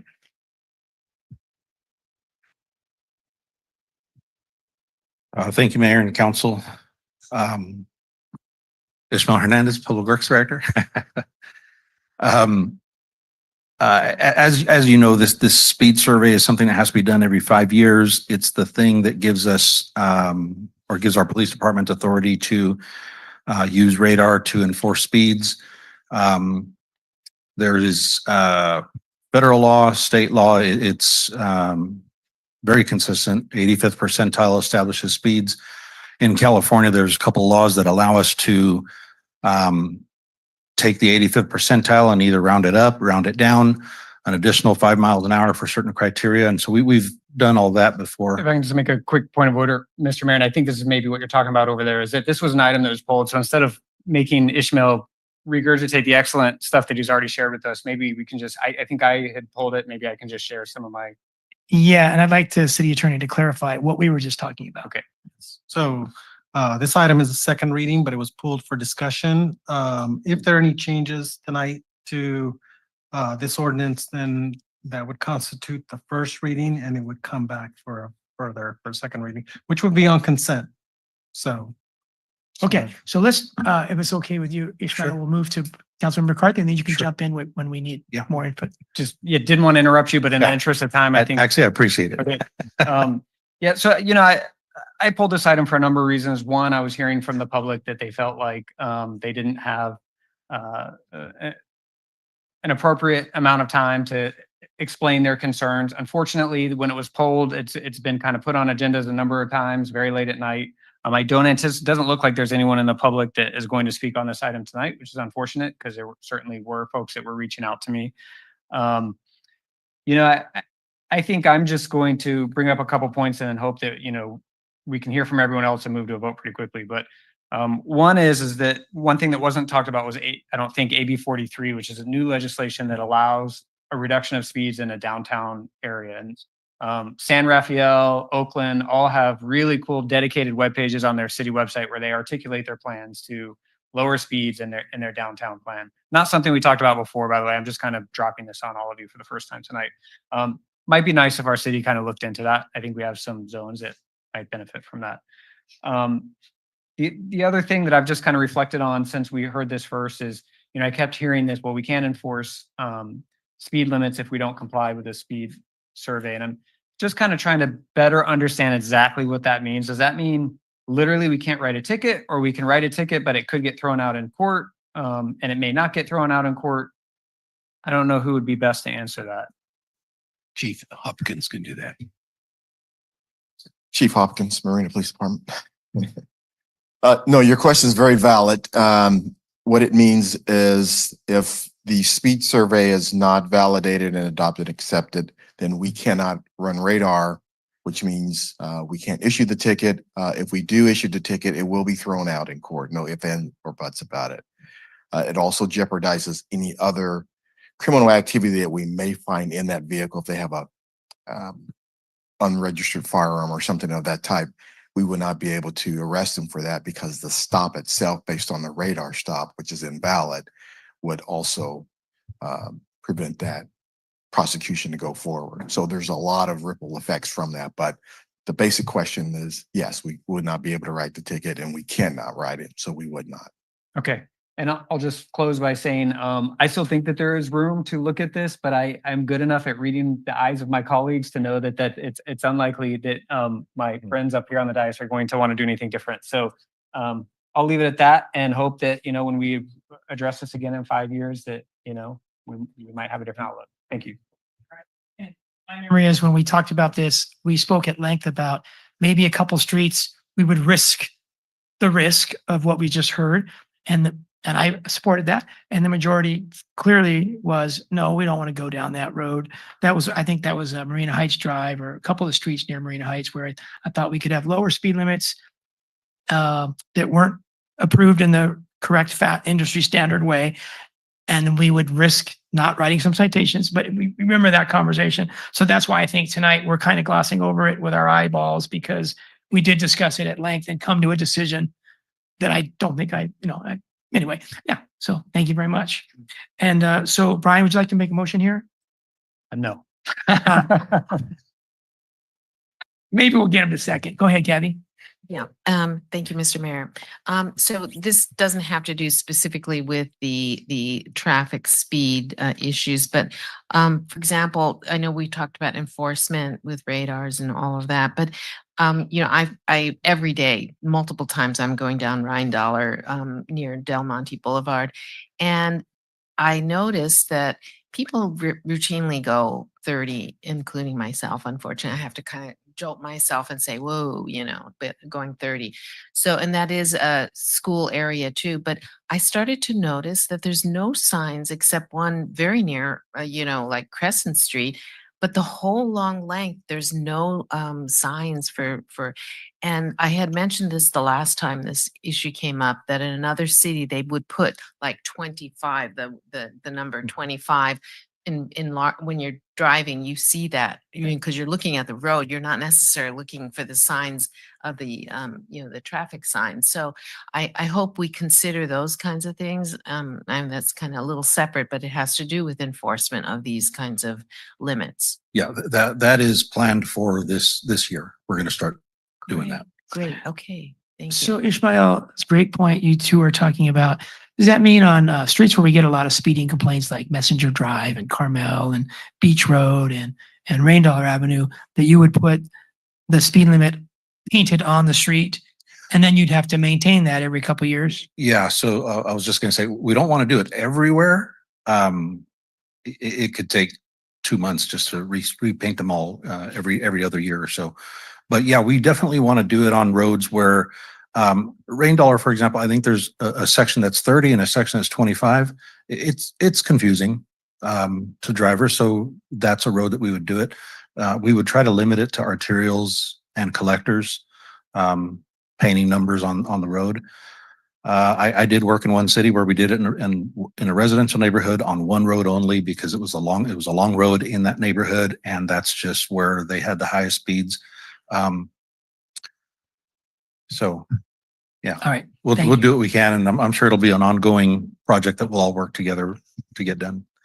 Thank you very much. Mayor Pro Tem Fisher. Thank you, Mr. Mayor, and thank you, Ismail, and the chief. Yes, there are no residents here from Sea Haven who have been on before, and they did communicate with several of the council members probably. And so I do want to speak for them a little bit, or what I reply to them. I drive those streets pretty regularly, and I totally support the traffic survey of the 30 miles per hour on the collectors. They are Marina Heights Drive and Abrams Drive. But I also know that there are people who drive very fast. So what I explained to the residents, I said, I've heard complaints about cars flying down. It's not about the cars going 30 or maybe 33 miles per hour. It's about those crazy drivers. And I want those drivers to be caught. Bless you, Mr. Mayor. And so the sooner we accept this traffic survey, the sooner the police can start enforcing with radar. And also the council approved 2 additional officers, one of whom can be dedicated to traffic. So I don't know if this will prolong the meeting. There goes my bet. But I don't know if the chief can give a quick update about the additional officers that hopefully are coming. Sure. So thank you. So we did have 2 additional officers that were approved in the budget. We're in the process of hiring for them. They'll have to go to the academy, graduate. But in the interim, the big key part of this is getting the survey approved so we can just start writing the tickets. That's something any officer can do until we get that officer out of the academy and trained. And I know you're fully aware of the request from residents, not only Oh, yeah. Marina Heights Drive, but Oh, yeah. several locations in the city that they Yes. want enforcement. Yes, we have a list of probably Yes. 15 or more locations Yes. that we continue to So it add is to. going to happen, but we first need to approve this. Yes. And for Without it. thank you. And for the speed limit signs, I know that Ismail and his crew, they are going to check all the faded signs in the city. So that will help as well to have clear signs. So thank you all for working on this. Chief, Yes. Elizabeth mentioned something that this would be, one of those two officers would be dedicated to traffic safety. It's my understanding that if you're the homeless liaison officer or the youth services officer or the traffic police officer, that your primary duty would be to help in cases where you're needed somewhere else that's more of a higher priority. And so that oftentimes those officers assigned to other duties aren't doing those other duties because they're filling in if someone is sick or someone is on leave or there's an incident. They don't keep doing traffic or homeless or youth service calls. And so oftentimes they look like a regular officer because they're so busy doing regular patrol. Is that correct? That is correct. Okay. That is correct. So they're not necessarily dedicated 100% to traffic. If that's, if they're riding on a traffic motorcycle, they'll be doing a lot of things a lot of the time that are not Sure. looking for speeders. That's correct. All right, Councilmember McCarthy? I promised I wouldn't go on, and here I go. I just want to make the offer that I made about 8 years ago to now Sheriff Tina Nieto, and that is anyone is welcome to come in my car and go 35 miles per hour, which is now the posted speed limit on Beach Road through those roundabouts without slowing down. And I guarantee you two things. One is you'll hear tires screeching, and two, your body will go like this against the side of the door. I mean, you just cannot navigate those at the current speed limit. So I think that's a flaw in the speed limit. So as we look at more roundabouts, there's a flaw in the study that kind of there's no slowdown sign, or, I've been told you're just supposed to know if you get your license that you're supposed to slow down. Well, apparently people don't, because they navigate those things pretty quick. And my understanding is they're not breaking the law, they're going the speed limit. And it just makes it harder for other drivers to navigate that traffic circle. So that doesn't affect my decision on how I'm going to vote tonight, but kind of want to put it out there. There's some definite flaws in road design that I think we need to just continue to work at. So, Chief, can you address the slow down signs versus the legal speed limit signs? I think the speed limit is set, but again, it's a part of the known behavior. If you're coming to negotiate a corner or a turn, it's, I won't say common sense, but it's intuitive of most drivers. They know that they need to slow down enough to negotiate safely that turn, whatever it is, whether it's a roundabout or it's the right turn or a left turn. And so if they're going 35 around a corner, And they feel that that's too that's fast. that's a they will different slow issue down. than speeding. Yes. That's reckless driving or Yes. something like that. Or if it's foggy out or Correct. They're what the conditions warrant, you have to adjust your speed down, even if the speed limit says X. correct. And sometimes we put up signs at roundabouts saying, a yellow sign, it's not a legal limit, but it's a yellow sign telling you caution 15 miles an hour or something. Do we have those signs at our roundabouts suggesting a slower speed? We do not. Do other cities? I don't think so. Okay. I All think right. it's just understood that when you get to a roundabout, if you feel that your vehicle is out of control, you can't control it, can't stay in your lane and negotiate a safe turn, you slow down. Is there any sign saying don't go across the roundabout? Maybe we need one. We don't have those, but. All right. Ishmael has some input. Thank you, Chief. Oh, very good. I was just going to say that we do have, there are prescribed signs for a roundabout. So there will be a yellow, with a roundabout symbol. And that's what warns drivers to slow down to enter the roundabout. and a sign with 4 little ducklings. So that hopefully tells people. Yeah. Some have pigs, some have deer. We have ducklings. Yeah. Except now I guess we can take the sign down because we don't have any more ducklings. All right. So I'll make the motion that we approve 13A as a second reading. Second. Any final comments or questions?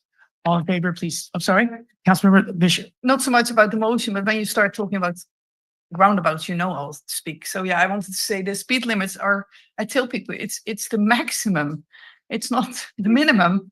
And by law, you have to adjust your speed if the circumstances require it. So it is unlawful to go, I think, Chief, yeah, yes. See, it has been a while since I did this. But I need to hire you. so, yes, you can hire me. Stand on the street and tell people that. All right. And also, I forgot to address Councilmember McCarthy's remarks about some cities having really low speed limits for downtowns. In the Netherlands, I should not bring this up now, but this is something from the last probably 5 years, maybe a little bit longer. Even in Amsterdam, 30 kilometers, so that is 20 miles per hour in Amsterdam. But it's done for entire areas, and but more cities are following it. So it will be nice to keep an eye on that for our city, especially for the downtown. Yes. So that was it. All right. So let's go to a vote on an ordinance second reading. It's just a roll call. Well, Councilmember McCarthy? Yes. Councilmember McAdams? Aye. Councilmember Fiala? Yes. Mayor Pro Tem Fisher? Yes. Mayor Delgado? yes. So does that motion passes unanimous? Okay, thank you, everybody. So now we move on to 13B regarding the delegate to Annual League of California Cities and an alternate. And I'll just briefly, annually, the California League of Cities and Towns has an annual conference.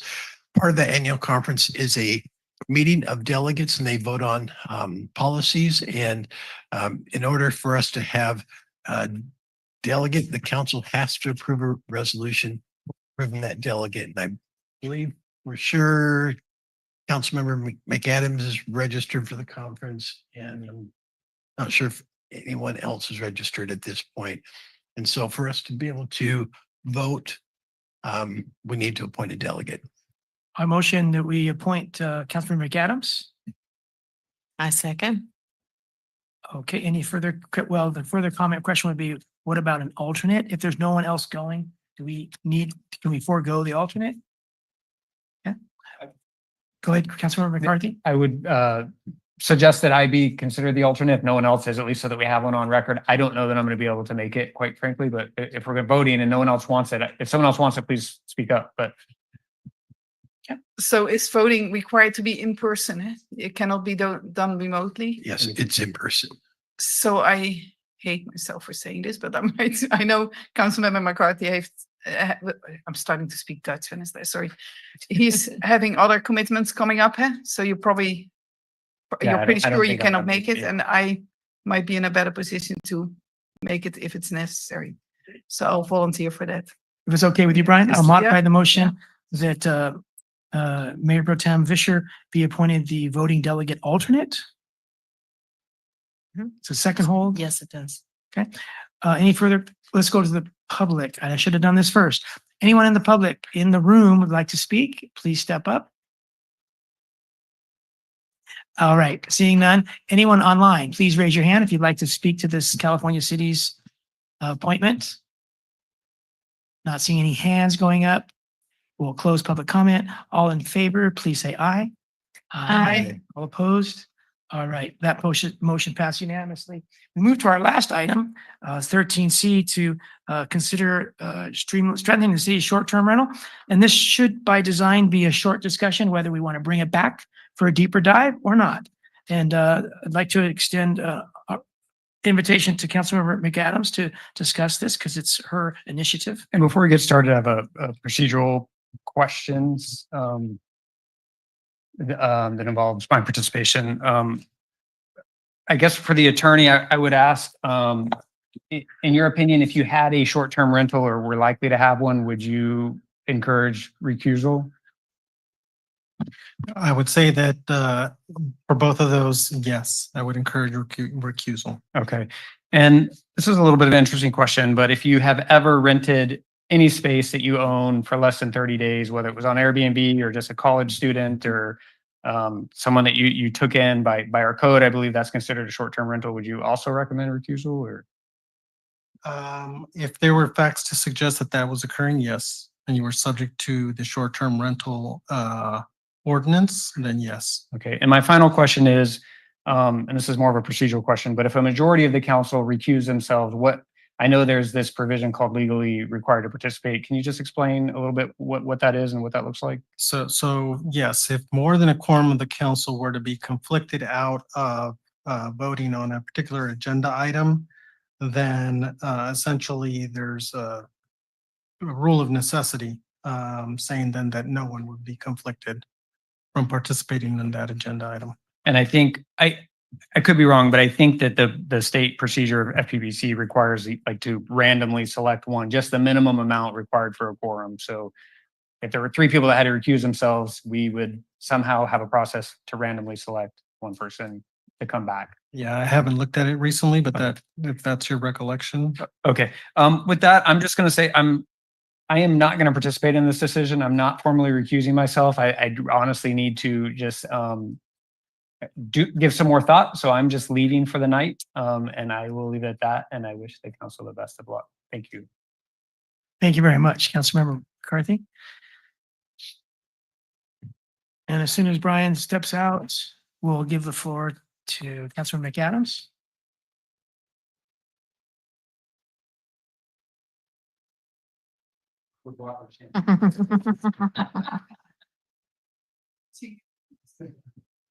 Brian is still in the process of walking out of the room. Good night, Brian.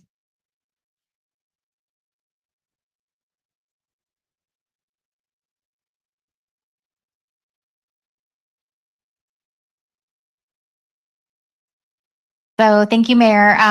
This is, I guess, the first step of the 2-step process, but we don't necessarily have this 2-step process written anywhere and nobody really knows about it. So in addition to moving forward and having the opportunity to bring this back, I would like to also suggest that this, whatever process come back sooner than later, because there just needs to be something written, whether that's a council policy or what, but as far as how we can get items on an agenda. So I wanted to thank staff for including their edits and expertise in the short agenda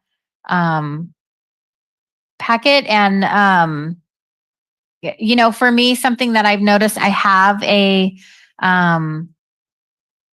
24/7 short-term rental a couple of blocks away from my house that is a duplex, and then also has their garage has been turned into an ADU, and so now it's a triplex. And then since this being noticed on the agenda, a gentleman on Crescent shared his experience with 2 triplexes across the street from each other that are 24/7, turn and burn STRs. So this whole 6 month and a day, I don't think Miss Marissa is knocking on doors every month to see who's living there. And so I think that also, for me as a resident, when I am experiencing this short-term rental, there's no easy way to look on our website to notify staff of what's happening.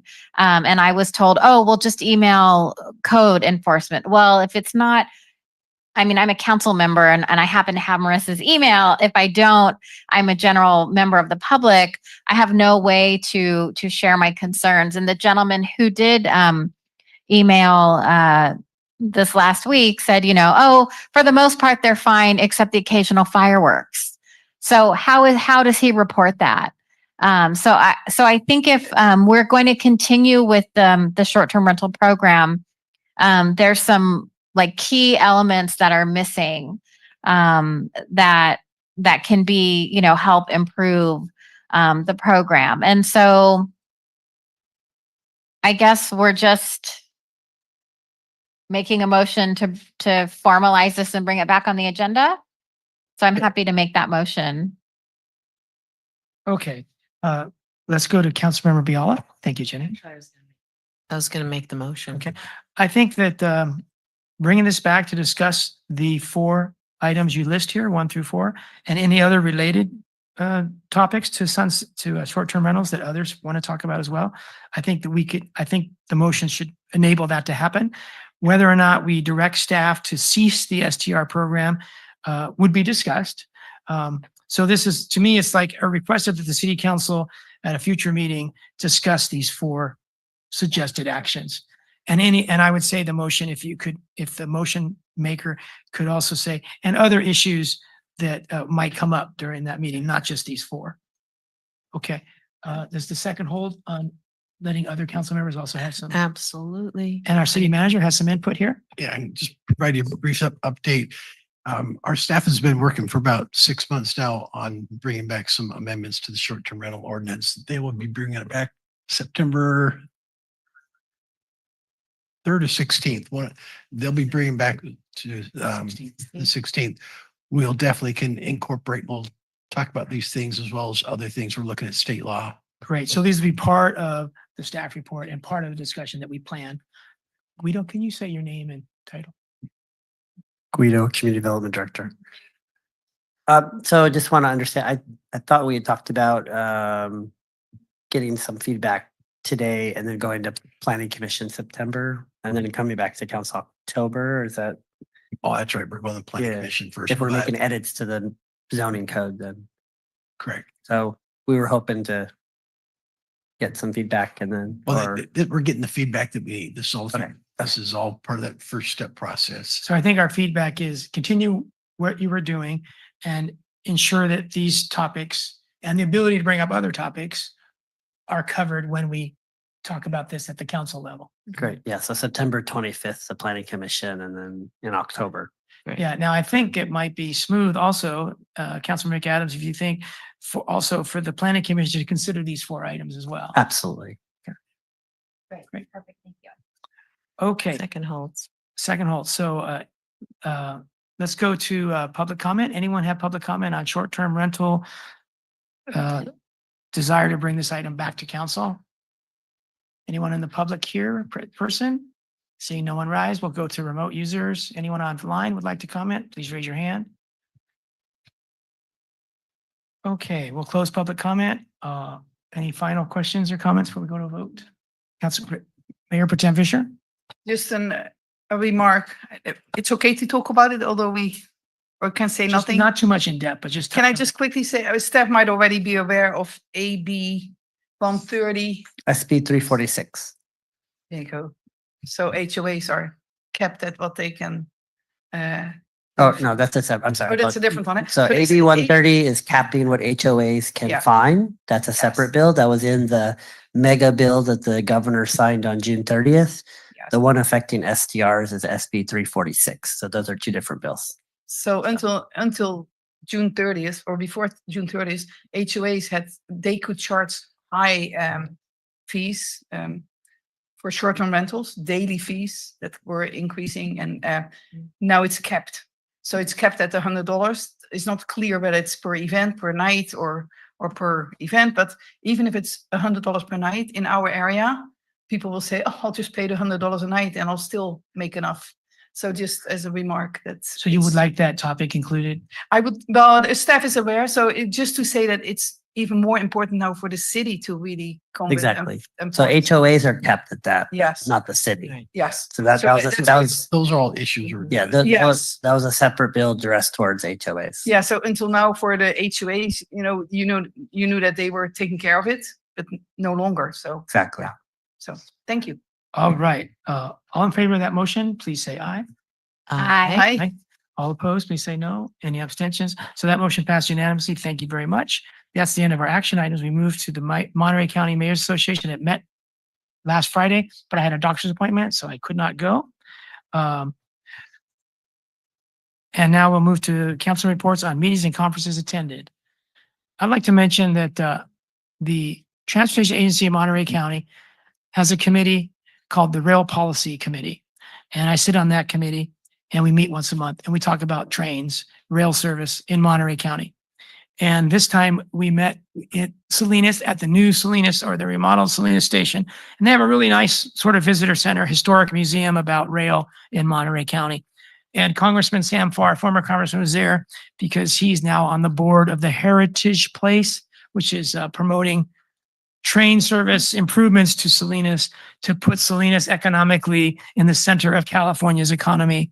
A very impassioned group, including Sam Farr, gave pitches to the TAMC Rail Policy Committee to give more money in their funding and for cities to donate some of their TOT tax to improve rail service in Salinas because it will help the whole county.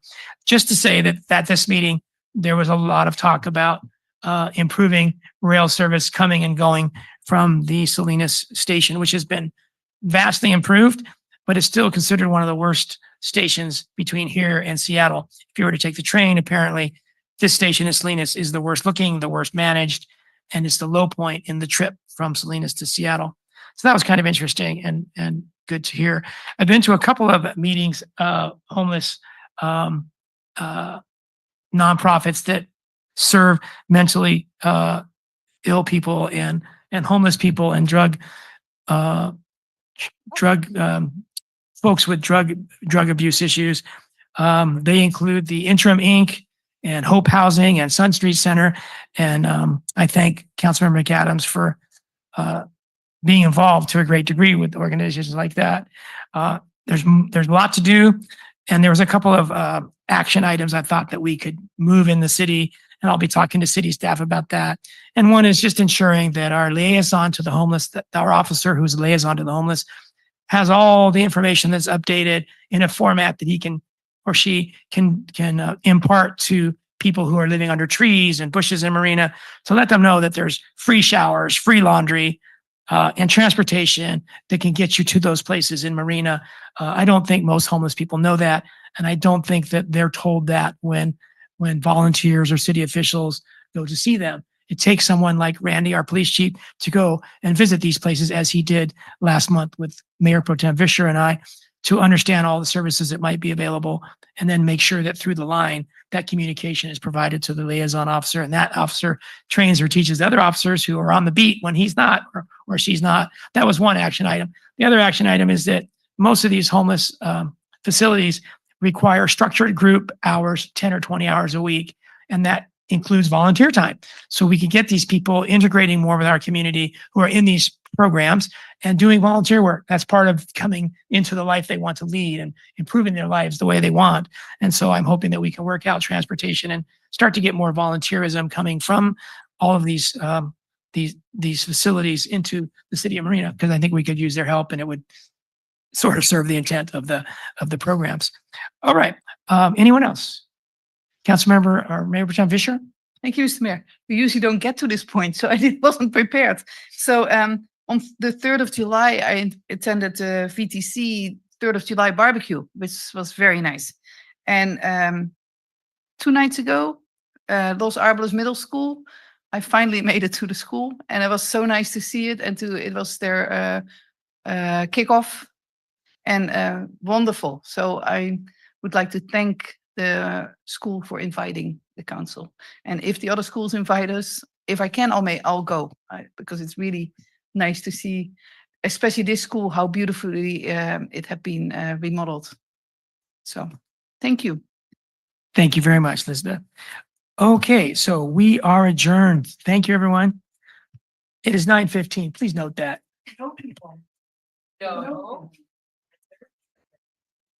Yeah, but